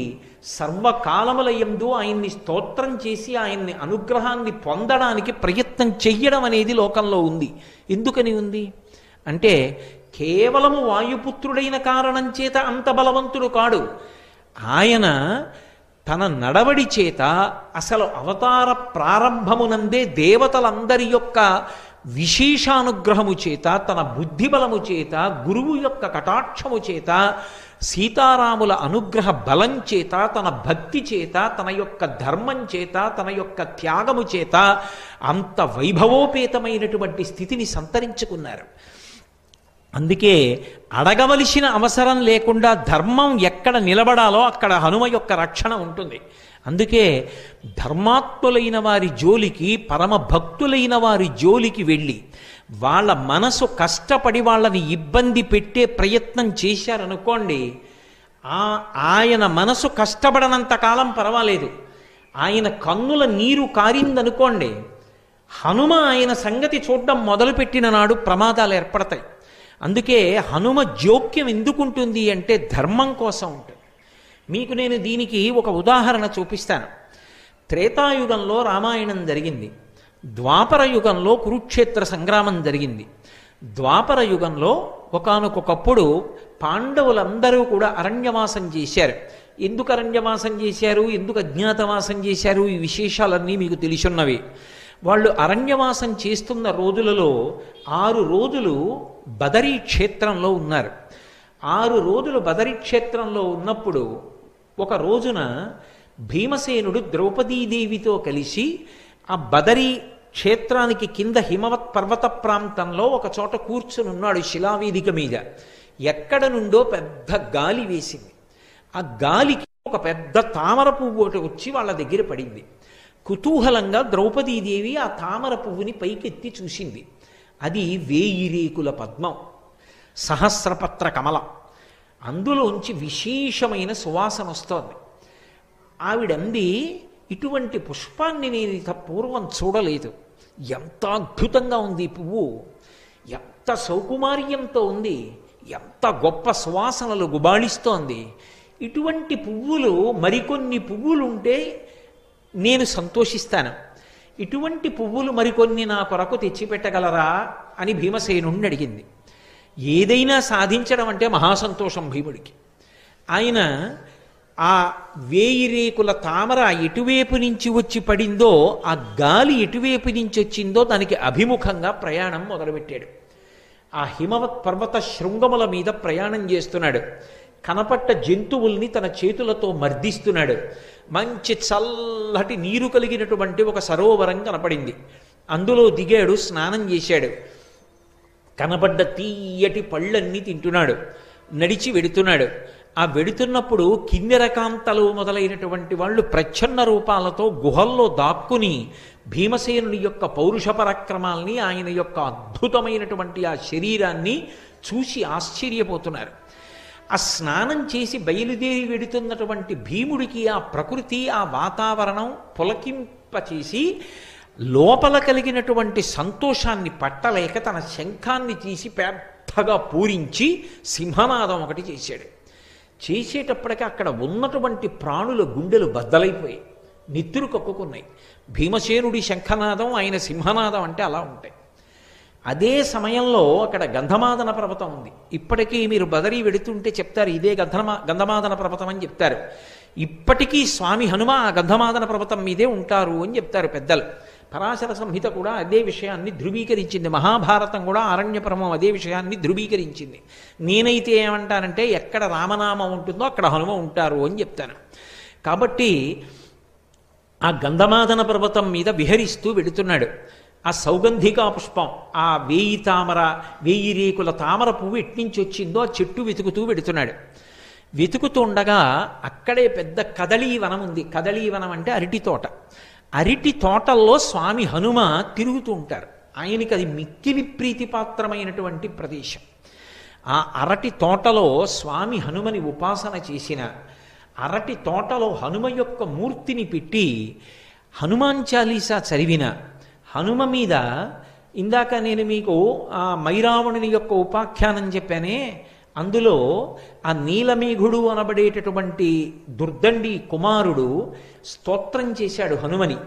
ఆ స్తోత్రాన్ని పఠించిన, హనుమకి సంబంధించినటువంటి దండకాన్ని చదివిన, హనుమని అష్టోత్తరంతో కానీ సహస్రంతో కానీ పూజ చేసిన కొన్ని ప్రత్యేకమైనటువంటి పళ్ళు ఉన్నాయి.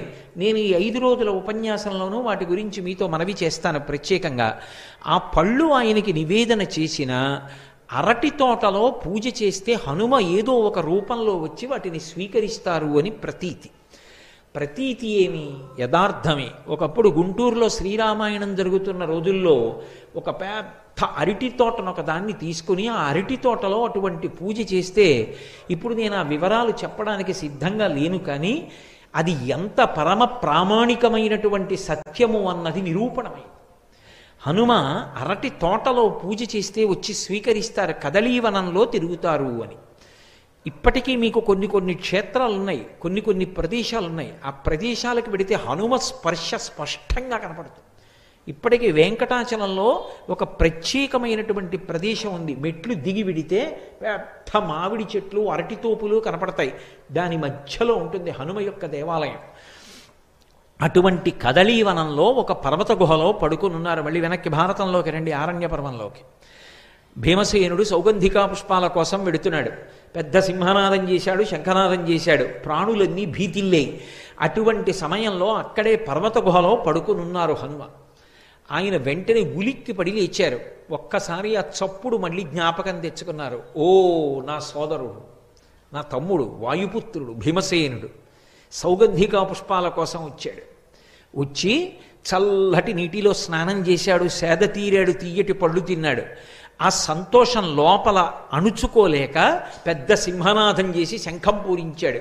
కాబట్టి ఇప్పుడు నేను ఆ భీమసేనుణ్ణి కలుస్తాను అని తిన్నగా వెళ్ళి భీమసేనుడు వెడుతున్నటువంటి దారికి అడ్డుగా ఒక వృద్ధవానర రూపంతో పడుకున్నారు.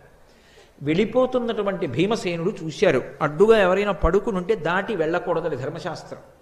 అందుకని ఆయన అన్నారు, ఓ వృద్ధవానరమా, నేను భీమసేనుణ్ణి నడిచి వెడుతున్నాను, వాయుపుత్రుణ్ణి, ధర్మరాజు సోదరుణ్ణి, ఏం అడ్డంగా పడుకుంటావు, లేచి పక్కకు పో, నిన్ను దాటడం నాకు చేత కాదు అనుకుంటున్నావేమో, నిన్నేమిటి, నిన్ను ఈ శిఖరాన్ని కూడా లంఘిస్తాను, అంత శక్తివంతుణ్ణి, మర్యాద కోసం అడిగాను, పక్కకి తప్పుకోమన్నారు. అంటే హనుమ ఏమీ తెలియనటువంటి వారిలే అన్నారు, అబ్బా అబ్బా అబ్బా అబ్బా చాలా గొప్పవాడవే, నన్ను లంఘిస్తావు, ఎదురుగుండా కనపడుతున్న గిరిని లంఘిస్తామే అన్నారు. మరి ఏమనుకుంటున్నావు, ఒకప్పుడు మా అన్నగారు హనుమ 100 యోజనముల సముద్రాన్ని లంఘించి వెళ్ళారు, అలా దాటగలరు అన్నారు. అంటే ఆయన ఎప్పుడు రామనామం ఏ కారణంగానైనా వినపడుతుందా అని చూస్తుంటారు. ఏం చెప్పావు, మీ అన్నగారు హనుమ 100 యోజనముల సముద్రం దాటారా, ఎందుకు దాటాడయ్యా అలాగా అన్నారు. అంటే మళ్ళీ రామకథ అంతా చెప్పారు ఒకసారి. దశరథ మహారాజు గారి పెద్ద కొడుకు రామచంద్రమూర్తి, సీతమ్మ, అరణ్యవాసం, రావణాసురుడు, సీతాపహరణం, ఆ సుగ్రీవుడితో స్నేహం చెయ్యడం, దశ దిశలకి ఆ వానరులందరూ వెళ్ళడం, దక్షిణ దిక్కి హనుమ వెళ్ళడం, 100 యోజనముల సముద్రాన్ని దాటి శిశుపావనంలో సీతమ్మ తల్లి యొక్క జాడ కనిపెట్టి వెనక్కి రావడం, సేతుబంధనం, రావణ సంహారం, సీతారాముల యొక్క పట్టాభిషేకం లఘువుగా చెప్పారు. చాలా సంతోషించారు. ఎలాగో అలా రామకథ చెవిని పడింది కదూ, అది ఆయనకి పరమ సంతోషం. అన్నీ విని అన్నారు, అబ్బా మీ అన్నగారు హనుమ అంత బాగా లంఘనం చేశారే, నువ్వు కూడా అలా లంఘనం చేయగలవు, కానీ ఇంత చిన్న పనికి అంత పెద్ద లంఘనం ఎందుకయ్యా, వృద్ధుణ్ణి, వానరుణ్ణి, శరీరమా జర్జరీభూతం అయిపోయింది, రోగములా పొటమరించాయి, నా అంత నేను లేవలేను, అంత ఉద్ధతి ఎందుకు, కాస్త తీసి పక్కన పడుకోబెట్టి వెళ్ళిపోతే అయిపోలా అన్నారు. వెంటనే వృద్ధవానరం, దీన్ని ఎత్తి పక్కన పెట్టడం ఎంత పెద్ద విశేషం అని మహాభారతంలో వర్ణిస్తారు. ఏపున 2 చేతులను ఇమ్మున పట్టి అమర్చి ఎత్తగా ఓపగా మొగ్గతిల్లబడి ఆయన ఘర్మజలార్ధ్రదేహుడై కాపురుషుండువోలి నిజగర్వము తక్కి ఊరుకుండే చింతాపరుడై వృకోదరుండు తద్దయు లజ్జ నధోముఖంబుతోన్ అంటాడు. 2 చేతులతోటి ఆ వానరాన్ని ఇలా పట్టుకుని హుప్పని ఎత్తడానికి ప్రయత్నం చేశారు. ఏపున 2 చేతులను ఇమ్మున పట్టిన మర్చి ఎత్తగా, ఇలా పైకి ఎత్తుదామని ఒక్కసారి హుప్పని ఇలా అనేటప్పటికీ ఆ వానరం పైకి లేవడం మాట దేవుడెరుగు. ఓపగా మొగ్గతిల్లబడి ఆయన మీద బోర్లా పడిపోయారు. పడిపోయి ఘర్మజలార్ధ్రదేహుడై ఒళ్ళంతా చెమటలు పట్టేసి తడిసిపోయింది. ఒళ్ళు తడిసిపోయి కాపురుషుండువోలే నిజగర్వము దక్కి ఎనంగియుండే చింతాపరుడై వృకోదరుండు తద్దయులజ్జ నధోముఖంబుతోన్. ఆయన యొక్క గర్వమంతా అణిగిపోయింది భీమసేనుడికి. అణిగిపోయి ఏమిట్రా ఈ వానరం, దీన్ని ఎత్తలేకపోయాను సరికదా, బోర్లా పడిపోయానని సిగ్గుపడిపోయి తలదించుకుని నిలబడి, అయ్యా నువ్వెవరో మహాత్ముడవు, సామాన్యుడివి కావు, నన్ను పరీక్షించడానికి వచ్చినటువంటి మా అగ్రజులు హనుమయ లేకపోతే మహర్షుల దేవతల, నాకు యథార్థం చెప్పండి అన్నారు. అప్పుడు స్వామి హనుమ, నేను నీ అగ్రజుణ్ణయా, నేను హనుమని, నీ యొక్క శక్తిని పరిశీలనం చేద్దామని ఈ మాట అన్నాను అంటే ఎంతో సంతోషించి 2 చేతులు కైమోడ్చి నమస్కరించి, అయ్యా మీకు అన్ని విషయాలు తెలుసు, 4 యుగముల యొక్క లక్షణాలు ఎలా ఉంటాయో, 4 యుగాలలో ధర్మ సంస్థాపన ఎలా జరిగిందో ఆయా యుగ లక్షణములను చెప్పమని అడిగారు. అడిగితే సంగ్రహంగా 4 యుగాలు, 4 యుగాలలో శ్రీ మహావిష్ణువు స్వీకరించేటటువంటి అవతారాలు, వాటి యొక్క వర్ణములు, ఆ ధర్మ సంస్థాపన క్రమాన్ని మహానుభావుడైనటువంటి హనుమ ఉపదేశం చేశారు. చేసిన తరువాత భీమసేనుడు ఒక కోరిక కోరారు. అన్నగారు నాకొక్క కోరిక, ఆనాడు మీరు పరమ భయంకరమైనటువంటి రూపాన్ని చూపించారు రామరావణ సంగ్రామంలో, ఏది ఇంకొక్కసారి మీరు అటువంటి రూపాన్ని నాకు చూపించండి, దర్శనం చేస్తానన్నారు. ఎప్పుడో జరిగిన రూపం ఇప్పుడు ఎందుకు లేవయా, ఊరుకో అన్నారు. కాదు కాదు చూడవలసిందే. సరే చూపిస్తాను చూడమని మేరుమందర సంకాశౌభౌ దీప్తానలప్రభ, మేరు పర్వతం ఎలా ఉంటుందో అలా పెరిగిపోవడం మొదలుపెట్టారు. పెరిగిపోతే ఆయన రూపం 10 దిశలు నిండిపోయింది. నిండిపోతే ఇంతటి ధైర్యశాలి అయినటువంటి భీముడు గజ గజ వణికిపోయాడు ఆ రూపాన్ని చూసి. వణికిపోయి ఇక చూడలేక 2 చేతులతో కళ్ళు మూసేసుకుని, అలా కళ్ళు మూసుకుని 2 చేతులు ఎత్తి నమస్కారం చేసి, నేను చూడలేకపోతున్నాను ఈ రూపాన్ని, నాకు భయం వేస్తోంది, ఉపసంహారం చేసేయండి అన్నాడు. అంటే ఉపసంహారం చేశారు. ఉపసంహారం చేసి మళ్ళీ వృద్ధవానరం ఎలా ఉంటుందో అలా కనపడ్డాడు. కనపడి, ఇది నువ్వు చూపించమన్నావని చూపించినటువంటి రూపం, శత్రువీరులు ఎదురు నిలబడినప్పుడు దీనికి 2 ఇంతలు పెరుగుతుంది నా శరీరం, అటువంటి రూపాన్ని చూడడమే సాధ్యం కాదు. అటువంటి రూపంతో నే తొడ కొట్టినా, నా తోక విదల్చినా, నా నోరు తెరిచినా, నా 2 చేతులు పరిగలలా చాచినా, నా పాదములతో తొక్కినా, నన్ను ఎదుర్కొని నిలబడగలిగిన వాడు ఈ లోకంలో ఉండడు. ఎందుకయ్యా ఇన్ని ఇడుములు పడతారు? ఒక్క క్షణంలో హస్తినాపురానికి వెళ్ళి మీ శత్రువులైన ధార్తరాష్ట్రుల్ని పీనుగు పెంటలు చేస్తాను, మీకు పట్టాభిషేకం చేస్తానన్నారు. మేము పౌరుష పరాక్రమాలు ఉన్నవాళ్ళమే, మీ అండదండలుండగా మాకేమి లోటు స్వామి హనుమ, మీరు మాకు అన్నగారు కాబట్టి మీ ఆశీర్వచనం చాలు, మేము మా పరాక్రమంతో శత్రువుల్ని సంహరించి రాజ్యాన్ని చేపడతాం, మీ ఆశీర్వచనం మాకుంచండి అన్నారు. చాలా సంతోషించారు. మీ పౌరుష పరాక్రమాలు ఏమిటో చూడాలని నాకు కోరికగా ఉంది మీరు శత్రువుల్ని సంహరిస్తున్నటువంటి వేళలో. కాబట్టి కురుక్షేత్ర సంగ్రామం ప్రారంభమవుతున్నప్పుడు ఒక్కసారి నన్ను స్మరించండి, నేను మీలో ప్రధాన వీరుడైనటువంటి అర్జునుడి యొక్క రథ పతాకం మీదకి వచ్చి కూర్చుంటాను. కూర్చుని మీరు చేసేటటువంటి యుద్ధాన్నంతటినీ పరిశీలిస్తానన్నారు. హనుమ మంగళప్రదుడు. హనుమ ఎక్కడ ఉంటారో అక్కడ మంగళం జరుగుతుంది. హనుమ ఎక్కడ ఉంటారో అక్కడ శుభం జరుగుతుంది. హనుమ ఎక్కడ ఉంటారో అక్కడ ఈశ్వరుడి యొక్క కృప ఉంటుంది. మహానుభావుడు వచ్చి అర్జునుడి యొక్క రథ పతాకం మీద కూర్చున్నారు కాబట్టే పాండవులు గెలవడానికి అవకాశం ఏర్పడడానికి ఉన్నటువంటి కారణాల్లో ఒక బలమైన కారణమైంది. అంతటి మహానుభావుడు. భీమసేనుడు అడిగాడా, అయ్యా మీరు వచ్చి మా తమ్ముడు అర్జునుడి యొక్క రథ పతాకం మీద వేయించేసి ఉండండి అని అడగలేదు. అడిగాడా, మీరు మా శత్రువుల్ని పరిమార్చండి అని అడగలేదు. అడగకుండా నేను వచ్చి అర్జునుడి యొక్క రథపతాకం మీద కూర్చుంటాను అన్నారు. ఎక్కడ ధర్మం ఉంటుందో, ఎక్కడ ధర్మానురక్తి ఉంటుందో, ఎక్కడ ఈశ్వర భక్తి ఉంటుందో అక్కడక్కడ పిలవవలసినటువంటి అవసరం లేకుండా స్వామి హనుమ బయలుదేరి వస్తూ ఉంటారు. అసలు హనుమ లేకపోతే ఉపద్రవము గడవదు. నేను అందుకే మీతో మొట్టమొదట్లోనే మనవి చేయడానికి కారణం అదే. ప్రతిరోజు ఒక్కసారి సంధ్యాకాలంలో ఆకాశాన్ని దర్శనం చేసి నమస్కరించినటువంటి వాడికి ఉపద్రవములు తొలగి ఎలా మంగళాన్ని పొందుతాడో, అలాగే ప్రతిరోజు ఒక్కసారి స్వామి హనుమ వంక చూసి నమస్కారం చేసినటువంటి వాడు ఉపద్రవముల నుండి గట్టెక్కుతాడు. అది ఎంత మహోపద్రవం అవనివ్వండి, గట్టెక్కడానికి స్వామి హనుమ కారణమవుతారు. ఆయన గట్టెక్కిస్తారు. ఆయన యొక్క శక్తి అటువంటిది. మీకు నేను రామాయణంలోంచే ఈ మాట అన్నందుకు ఒక సందర్భాన్ని నిరూపణం చేస్తాను. రామాయణంలో రామరావణ యుద్ధం అయిపోయింది. రావణాసురుడు మరణించాడు. సీతారాములకు పట్టాభిషేకం అయిపోయింది.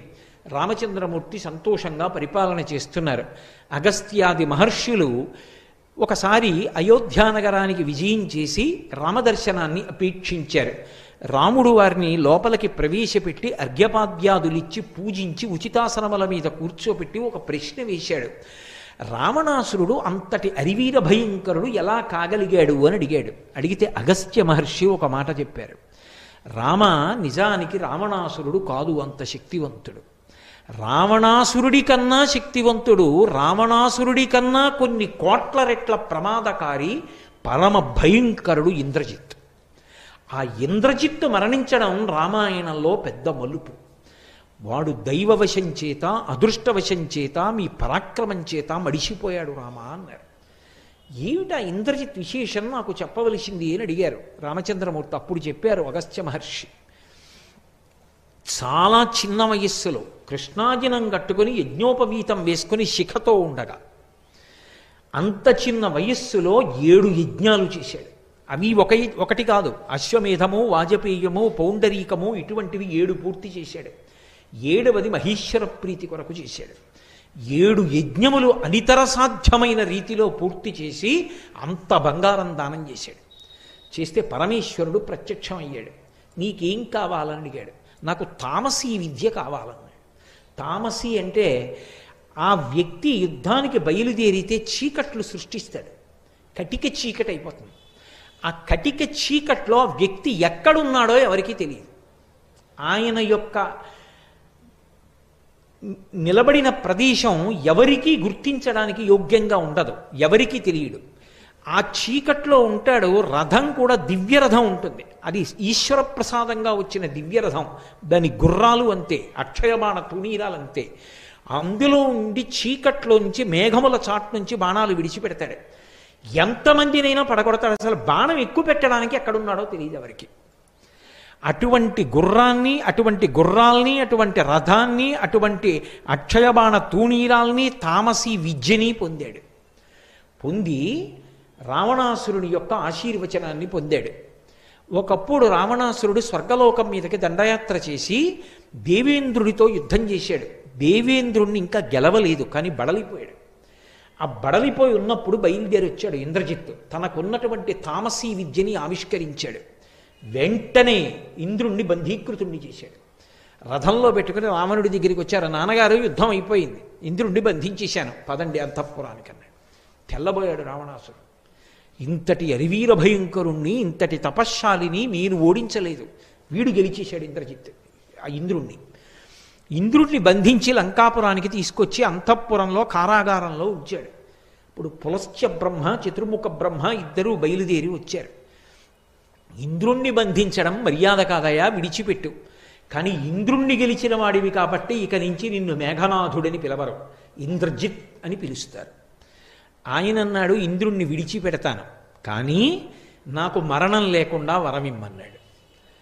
అసలే అంత భయంకరమైనటువంటి తామసీ విద్య చేతిలో ఉన్నవాడు, ఈశ్వరానుగ్రహ సంపన్నుడు, ధర్మమును విడిచిపెట్టినవాడు, ఏ ప్రమాదం తెస్తాడోనని బ్రహ్మగారు అన్నారు. అలా చిరంజీవిత్వాన్ని ఇవ్వడం కుదరదు. ఈ లోకంలో పుట్టిన వాళ్ళందరూ వెళ్ళిపోవలసిందే. అందుకే ఇది మర్త్యలోకము అని పిలవబడుతుంది. కాబట్టి శరీరం విడిచిపెట్టాలి. కానీ ఇంద్రుణ్ణి గెలవడం కన్నా గొప్పతనం లోకంలో ఎక్కడుంది? నిన్ను నేను నా నోటితో ఇంద్రజిత్ అని పిలుస్తున్నాను. అప్పుడు ఇంద్రజిత్ అన్నాడు, అయితే పోనీ ఒక వరం ఇవ్వండి. నేను ప్రతిరోజు నికుంభిలకి హోమం చేస్తాను. లంకాపట్టణంలో ఉండేటటువంటి దేవత, ఆవిడికి హోమం చేసినప్పుడు చాలా ఉగ్రమైన హోమం చేస్తాడు. నెత్తురు అందులో పోసి నల్లమేకని పళ్ళతో పట్టి పీకుతాడు, పీకి హవ్యం ఇస్తాడు. అటువంటి హోమం చేస్తాను. హోమం పూర్తి చేసి రథం ఎక్కితే ఇక నన్ను ఓడించగలిగిన వాడు 3 లోకముల యందు ఉండకూడదు. తథాస్తు వరమిచ్చాడు. అందుకే ఇంద్రజిత్తుని ఎవరూ నిగ్రహించలేరు. అటువంటి ఇంద్రజిత్ రామాయణంలో ఏ కారణానికి పడిపోయాడో తెలుసా? అసలు మీరు యుద్ధకాండ చదివితే రామాయణం ఇంతకుముందు ఎప్పుడూ చదవలేదు, ఇదే మొట్టమొదటిసారి. అసలు రామకథ ఏమిటో తెలియదు అనుకోండి, ఉద్విగ్నతతో వెంట్రుకలు నిక్కపొడుచుకుంటే అసలు ఏమవుతుందని. రామరావణ యుద్ధం కన్నా ఇంద్రజిత్ యుద్ధం అలా ఉంటుంది యథార్థానికి. వాడు బ్రహ్మాస్త్రం వేసి బంధించాడు రామలక్ష్మణులను. ఒకసారి మాయాసీతని తీసుకొచ్చాడు రథంలో. హనుమ అంతటి వారు నమ్మేశారు నిజంగా సీతని. ఎందుకంటే అశోకవనంలో హనుమ దర్శనం చేసినప్పుడు కృషీభూతయి సీతమ్మ ఎలా ఉంటుందో అటువంటి సీతమ్మని మాయాసీతని సృష్టించాడు. సృష్టించి ఆవిడ్ని కర్ర పెట్టి కొడుతూ తీసుకొచ్చాడు. ఆవిడ అరుస్తుంటే ఆ బాధ చూసి యుద్ధం చేస్తున్న వానరులందరూ తెల్లబోయి ఆగిపోయారు. హనుమ అంతటి వారు దుర్మార్గుడా, కులకాంతని కొడుతున్నావు, నాశనం అయిపోతావురా అన్నారు. కొట్టడం ఏమిటి? ఈమె కొరకు కదా మీరు యుద్ధానికి వచ్చారు, ఈమె మీకు దక్కకుండా చేస్తానని ఖడ్గం తీసి కంఠం నరికించాడు. సీతమ్మ మరణించిందనుకున్నారు. అనుకుని రామలక్ష్మణులు అంతటి వాళ్ళు మూర్చిపోయారు. లక్ష్మణస్వామి తెలివి పొంది రామచంద్రమూర్తిని ఊరడించాడు. ఇంకేమి రామాయణం అసలు. వానరులందరూ దిక్కులు పట్టి పారిపోయారు. హనుమాంతటి వారు కూడా నిర్వేదానికి గురైపోయారు. అప్పుడు అదృష్టవశాత్తు విభీషణుడు వచ్చాడు. వాడు మాయావి, రాక్షసుడు. వాడు సీతమ్మని చంపుతాడా? అంత కామమున్న రావణుడు సీతమ్మని సంహరిస్తే ఒప్పుకుంటాడా? ఒక్కనాటికి ఒప్పుకోడు. ఆమె మాయాసీత. తన మాయాశక్తుల చేత సృజించాడు సీతమ్మని. మీ అందరినీ మానసిక దౌర్బల్యానికి గురి చేశాడు. వాడు ఇప్పుడు హోమం చేయడానికి వెడతాడు. నికుంభల దేవాలయంలో ఉంటాడు. వాడు హోమం చేయడం పూర్తయిపోయిందా, ఇక వాడిని ఎవరూ పట్టుకోలేరు. వాడు యుద్ధానికి వచ్చేశాడా, మొత్తం వానర సైన్యాన్ని సంహరిస్తాడు. ఆ హోమం పూర్తవ్వకుండా మనం వెళ్ళాలి. హనుమ లక్ష్మణ బయలుదేరండి అన్నారు. వెంటనే లక్ష్మణస్వామి హనుమ బయలుదేరారు. ఆ నికుంభల దేవాలయంలో కూర్చున్నాడు. బయటంతా రాక్షసుల్ని కాపు పెట్టాడు. భయంకరమైనటువంటి హోమం చేస్తున్నాడు. హోమం పూర్తయి పీఠమించి లేచాడా, మళ్ళీ ఒక ప్రత్యేక రథం హోమగుండంలోంచి వస్తుంది. అది ఎక్కుతాడు. ఎక్కితే ఇక కనపడ్డా. తామసీ విద్యని ఉపాసన చేసి అక్కడి నుంచి అస్త్రప్రయోగం చేస్తాడు. కాబట్టి ఇప్పుడు పీటల మించి లేచిపోవాలి. బ్రహ్మగారికి మాటిచ్చాడు, ఏ రోజునైనా హోమం చేస్తుండగా పూర్తి చెయ్యకుండా పీటల మించి లేచిపోతే ఆ రోజున నేను మరణిస్తానన్నాడు. ఇంద్రజిత్ చచ్చిపోతే తప్ప ఆ యుద్ధం గెలవడం సాధ్యం కాదు. పడిపోవాలి ఇంద్రజిత్. అలా పడిపోవాలంటే పీటల మించి లేచిపోవాలి. పీటల మించి లేచిపోవాలంటే ఎలా? మహానుభావుడు స్వామి హనుమకి సాధ్యమైంది. అక్కడ ఉన్న వానర వీరులందరినీ మర్దించేశారు. అక్కడ ఉన్న రాక్షస వీరుల్ని మర్దించేశారు పట్టుకుని. ఆ చుట్టుపక్కల కాపలా ఉన్న వాళ్ళు పెద్ద పెద్ద కేకలు పెట్టారు. ఓయ్ ఇంద్రజిత్తు, అసలు తర్వాత నువ్వు ఈ హోమం పూర్తి చేయడం, యుద్ధానికి వెళ్ళడం, అసలు మేము బతికుంటే కదూ. ఓ పక్క నుంచి మమ్మల్ని అందరినీ చంపేస్తున్నాడు ఈ హనుమ, ఈయన వచ్చి నీ మీద పడిపోతాడు, లే రా, రక్షించు రక్షించు అని అరిచారు. తన వారన్న వారందరూ చేస్తున్నటువంటి ఆ హాహాకారాలు, ఆ కేకలు విని తట్టుకోలేకపోయాడు ఇంద్రజిత్. తట్టుకోలేక చేస్తున్న హోమాన్ని మధ్యలో విడిచిపెట్టి పీఠమించి లేచిపోయి రథం ఎక్కాడు. ఇదే అదును, సంహరించి ఇవ్వాలన్నాడు విభీషణుడు లక్ష్మణస్వామిని. స్వామి హనుమ ఆ రోజున అలా బుద్ధితో యుక్తి పన్ని ఉండి ఉండకపోతే, అంత బలంతో రాక్షసుల్ని మర్దించి ఉండకపోతే అసలు లేస్తాడా పీటల మించి ఇంద్రజిత్? లేవకపోతే ఇంద్రజిత్తుని సంహారం చేయడం కుదురుతుందా? ఆ రోజు వాడు హోమం పూర్తి చేస్తే ఏమయ్యేదో రామాయణం. హోమం పూర్తి చేయకుండా రథం ఎక్కి యుద్ధానికి వచ్చాడు. యుద్ధానికి వస్తే ఇద్దరి మధ్య భయంకరమైన యుద్ధం జరుగుతోంది. లక్ష్మణస్వామి నేల మీద ఉన్నారు, వాడు రథం మీద ఉన్నాడు, అది దివ్యరథం. అప్పుడు స్వామి హనుమ వాహనమై లక్ష్మణస్వామిని తన భుజాల మీదకి ఎక్కించుకున్నారు. ఎక్కించుకున్న నాడు ఆ హనుమని బాణములు పెట్టి కొడితే పూచిన మోదుగు చెట్టులా అయ్యారు. అయినా సరే రామకార్యం కోసం, రాముడి కోసం, ధర్మం కోసం, తనని నమ్ముకున్న వానరుల కోసం, తన ప్రభు అయిన సుగ్రీవుడి కోసం లక్ష్మణస్వామిని వహించారు. భయంకరమైనటువంటి యుద్ధం ఇద్దరికీ మధ్య జరిగింది. అంత భయంకరమైనటువంటి యుద్ధం జరిగితే ఆ యుద్ధంలో చిట్ట చివరికి రౌద్రాస్త్రాన్ని ప్రయోగించాడు. రథాన్ని పడగొట్టాడు, సారథిని పడగొట్టాడు. చిట్ట చివరికి ఇంద్రజిత్తు ఇవన్నీ పోయినా సరే చేతిలో ఖడ్గాన్ని పట్టుకొని వేరొక ధనస్సు తీసుకుని లక్ష్మణస్వామి మీదకి యుద్ధానికి వచ్చాడు. ఐంద్రాస్త్రాన్ని ప్రయోగించి రామాయణానికి మూలమంత్రం అంటారు. ధర్మాత్మ సత్యసంధశ్చ రామో దాశరథిర్యది పౌరుషీచా ప్రతిద్వంద్వశరైనం జహిరావణిం. ఈ మాటలు చెప్పి రావణుని యొక్క కుమారుడైన ఈ ఇంద్రజిత్తు మరణించుగాక అని బాణప్రయోగం చేస్తే అప్పుడు ఇంద్రజిత్తు యొక్క శిరస్సు ఛేదింపబడింది. స్వామి హనుమ లేకపోతే అసలు ఆ ఇంద్రజిత్తు సంహారం చెయ్యడం అనేటటువంటిది అంత తేలికగా జరిగి ఉండేదా అనే ఆలోచన చేస్తే అసలు అది అంత తేలికగా జరిగేటటువంటి కార్యం కానే కాదు.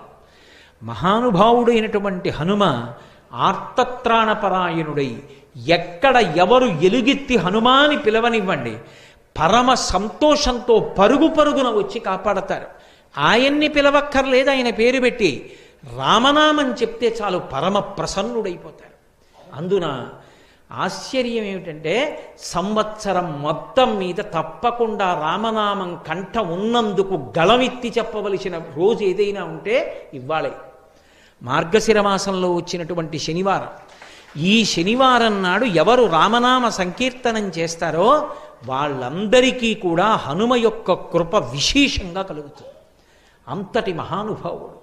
ఒకరినేమి, ఆయన ఒకానొకనాడు తరిగొండ వెంగమాంబ గారిని రక్షించలా. తల్లి ఎక్కడో తరిగొండలో పుట్టారు, తిరుకొండ చేరుకున్నారు.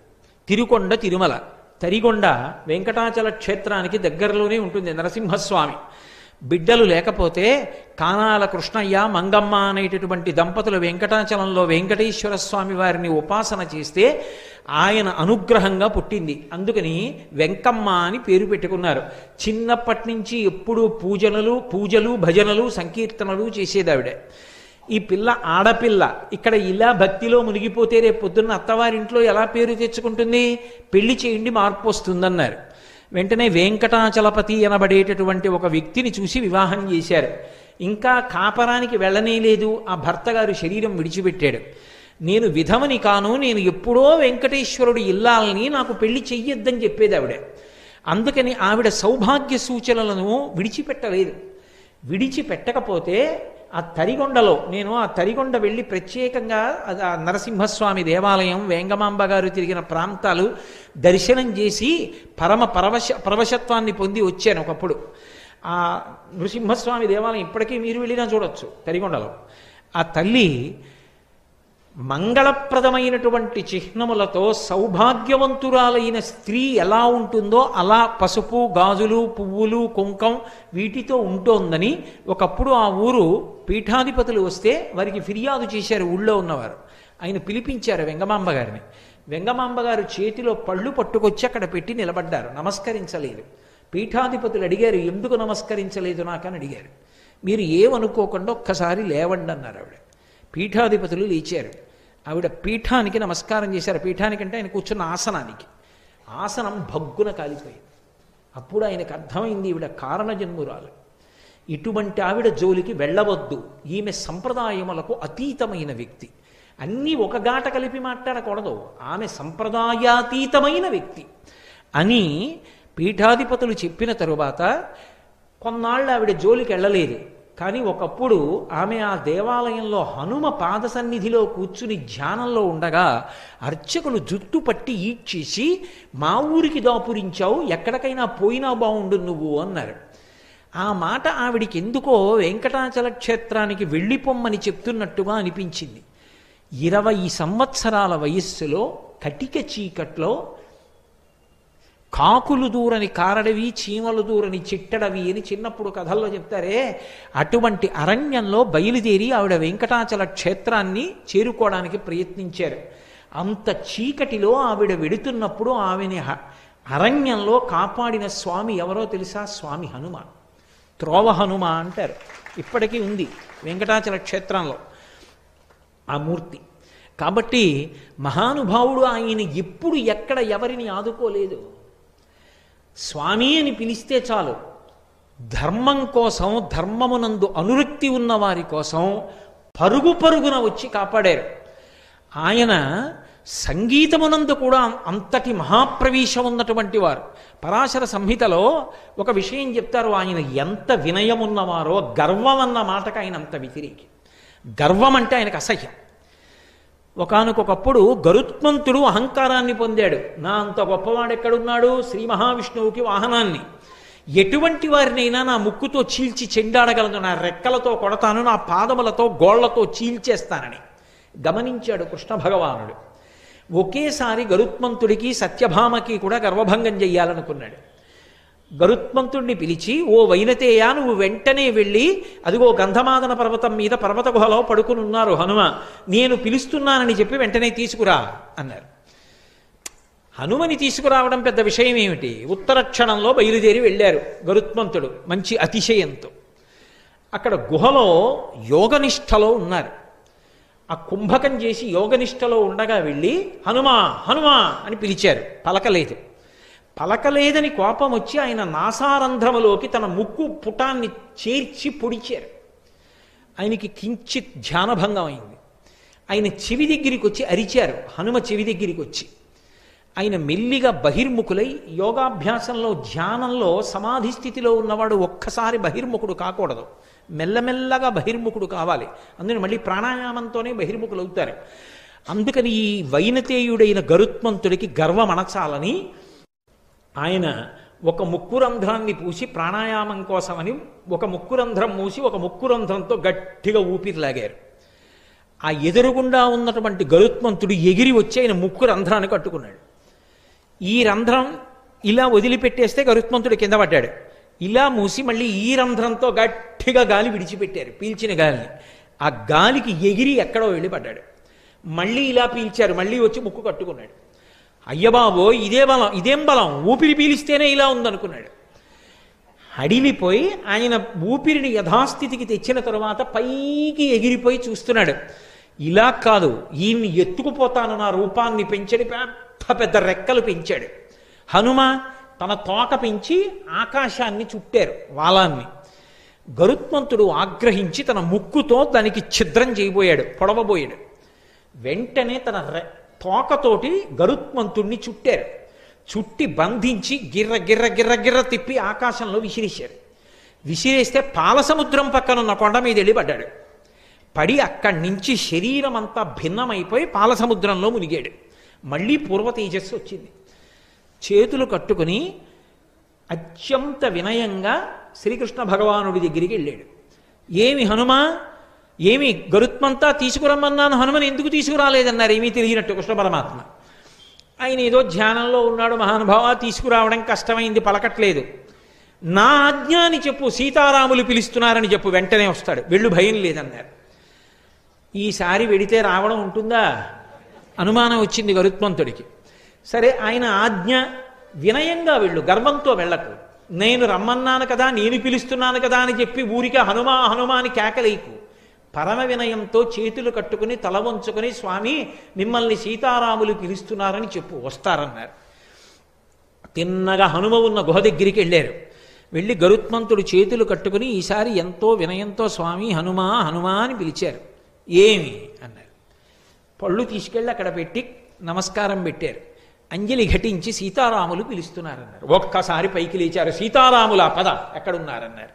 ముందు వైనతేయుడు ఎడుతున్నాడు, వెనకాతల హనుమ వచ్చారు. ఇంతలో కృష్ణ భగవానుడు అన్నాడు, పక్కన సత్యభామ కూర్చునుంది.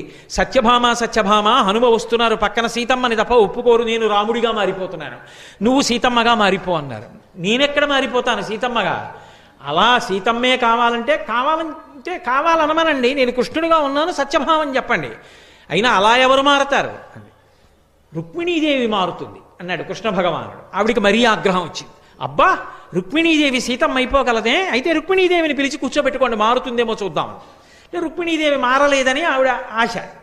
ఆయన వెంటనే వచ్చేస్తున్నారు స్వామి హనుమ, రా రా రుక్మిణి రా అని పక్కన కూర్చోబెట్టుకున్నారు. అనగా ఆదిలక్ష్మి అయిన రుక్మిణి తోడ క్రీడ సల్పుచున్న కృష్ణ చూచి కదూ, ఆవిడే ఆదిలక్ష్మి, ఆవిడే ఒకప్పుడు సీతమ్మగా వచ్చింది. శ్రీరమ సీతగాక నిజ సేవక బృందము వీర వైష్ణవాచార జనంబుగాక విరజానది గౌతమిగాక వికుంఠమున్నారయ భద్రశైల శిఖరగ్రముగాక వసించు చేతనోద్ధారకుడైన విష్ణుడవు దశరథి కరుణాపయోనిధి అంటారు గోపరాజు గారు.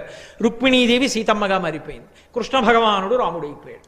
హనుమ గబగబా లోపలికి వచ్చారు. రామా రామా రామా పరమ సంతోషం. ఆయన చుట్టూ ప్రదక్షిణం చేసేశారు. ప్రదక్షిణాలు చేసి ఆయన కాళ్ళ మీద పడిపోయి నమస్కారం చేశారు. వెంటనే సీతమ్మ మెళ్ళలోంచి హారాన్ని తీసి రాముడికి ఇచ్చింది. రాముడు ఆ హారాన్ని తీసి హనుమకిచ్చి, హనుమ ఎప్పుడు ఈ హారాన్ని పక్కన పెట్టకు, మెడలో వేసుకో. తప్పకుండా వేసుకుంటానని మెడలో వేసుకున్నారు. కొన్ని పళ్ళిచ్చి, హనుమ చాలా సంతోషం, నువ్వు మళ్ళీ యథేచ్ఛగా గంధమాదన పర్వతాన్ని చేరుకుని నీ గుహలో కూర్చుని ధ్యానం చేసుకో. హే భగవన్, మీరు మళ్ళీ సీతారాములుగా దర్శనమిచ్చారు, పరమ సంతోషం అని సంతోషపడిపోయి భజన చేసుకుంటూ ఎగురుకుంటూ హనుమ వెళ్ళిపోయారు. అటు సత్యభామ ఇటు గరుత్మంతుడు కూడా అతిశయం ఎంత చెడ్డదో తెలుసుకున్నారు. అప్పుడు చెప్తారు పరాశర సంహితలో, ఆయన పాట పాడుతూ నృత్యం చేస్తే అంత అద్భుతంగా పాట పాడుతూ నృత్యం చేస్తారట. అందుకే హనుమ గొప్ప గాయకుడు.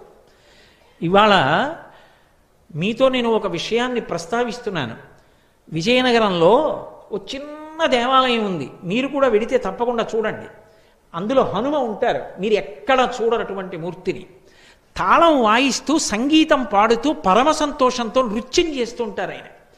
ఒకప్పుడు భారతదేశానికి ఎనలేని ఖ్యాతి తీసుకొచ్చి తన నేపథ్యగానంతో కొన్ని వేల పాటలు పాడి అజరామరమైన కీర్తి సంపాదించి భగవద్గీతని కృష్ణ భగవానుడే చెప్తున్నాడా అన్నట్టుగా భగవద్గీత పాడి ఇప్పటికీ కీర్తి శరీరుడి వెంకటాచలంలో ఎవరి యొక్క పాట వినపడుతూనే ఉంటుందో అటువంటి ఘంటసాల వెంకటేశ్వరరావు గారు మహానుభావుడు 4 ఇళ్ల దగ్గరికి వెళ్ళి వాళ్ళు పెట్టినటువంటి అన్నం తిని వచ్చి పడుకోవడానికి చోటు లేక ఆ దేవాలయంలో పడుకునేవారు. ఇప్పటికీ పెద్దలు అంటారు, అక్కడ పడుకునుండగా ప్రతిరోజు రాత్రివేళ సంకీర్తన చేస్తారట హనుమ రామచంద్రమూర్తి మీద. మీరు ఇప్పటికీ వెడితే చూడొచ్చు. అది నేను ప్రత్యేకంగా దాని ఫోటో తెచ్చుకున్నాను కూడా. అసలు నేను ఇప్పటి వరకు ఎక్కడా చూడాల, ఒక్క విజయనగరంలోనే ఉంది ఆ మూర్తి. అక్కడే ఘంటసాల గారి పెద్ద విగ్రహం పెట్టారు. ఎక్కడ తను పడుకోవడానికి చోటు లేక ఇల్లు లేక గుడిలోకి వచ్చి పడుకున్నారో అక్కడే తరువాత ప్రపంచ ప్రఖ్యాతిని ఆర్జించినటువంటి ఘంటసాల వెంకటేశ్వరరావు గారు కచేరీ చేశారు అక్కడే కూర్చుని. అది విచిత్రం. మహానుభావుల జీవితాలు అలా ఉంటాయి. వాళ్ళు ఏం దాచుకోరు, అతిశయాలకి పోరు. ఏ రాత్రి వేళ బహుశः సంకీర్తన చేస్తున్నటువంటి హనుమ ఆ ఘంటసాల గారికి దర్శనమిచ్చారో, ఏ హనుమత్ కటాక్షాన్ని పొందారో, మహానుభావుడి కంఠం అమృతధార అయింది. ఇప్పటికీ ఇన్నేళ్ళైపోయింది, ఘంటసాల గారు తెలియని వ్యక్తి ఉంటాడా? మహానుభావుడు అంతటి స్థాయిని పొందారు అంటే హనుమ యొక్క అనుగ్రహ విశేషం. అటువంటి మహానుభావుడు హనుమ.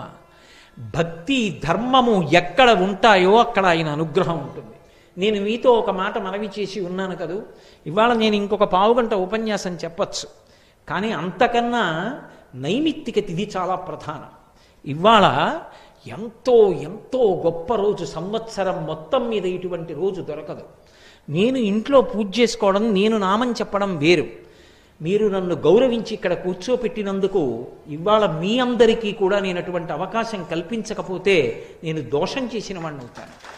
అందుకే మనందరం కలిపి నేను కొద్దిసేపు ఆ రామనామానికి సంబంధించినటువంటి ఆ పై మకుటం చెప్తూ ఉంటాను. అంటే ఏదో పాలు తేనెల పంచదార కన్నను మధురమైనది రామనామము అన్నాను అనుకోండి, మీరు రామనామము రామనామము రమ్యమైనది రామనామము అదొక్కటే మీరు అంటుండండి.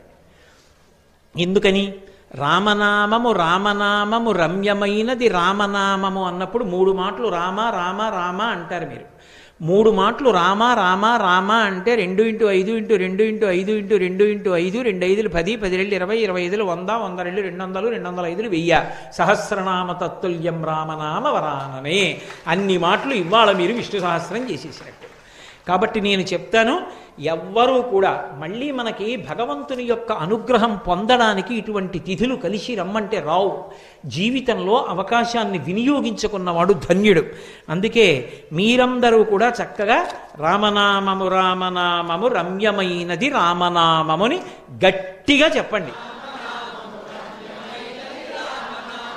పాహి కృష్ణాయనచు ద్రౌపది పలికినది శ్రీరామనామము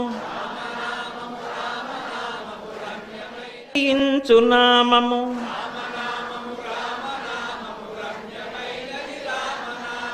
బ్రహ్మ సత్యము జగన్మిథ్యాభావమే శ్రీరామనామము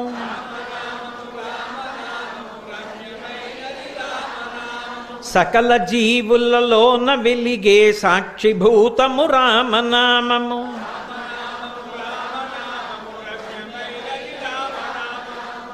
ఇప్పుడు మీరు ఎంత గట్టిగా చెప్పగలరో అలా చెప్పాలి. హనుమ మురిసిపోతారు. ఆంజనేయుని వంటి భక్తులక శిష్ట జనముల దివ్య దృష్టికి స్పష్టమగు శ్రీరామనామము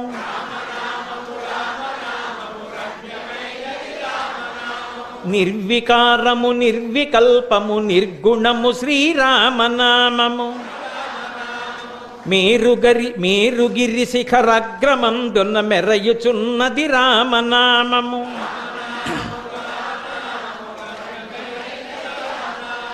ధాత వ్రాసిన వ్రాత తుడి చెడి దైవమే శ్రీరామనామము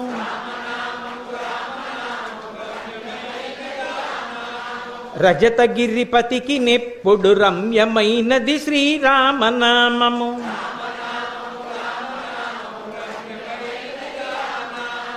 ఆత్మలో జీవాత్మతానై అలరుచున్నది రామనామము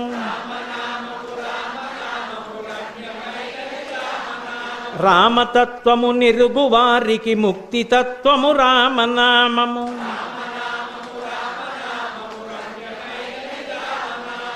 రాక్షసులను తరిమి కొట్టిన నామమే శ్రీరామనామము మంగళంబగు భక్తితో పాడిన శుభకరంబగు శ్రీరామనామము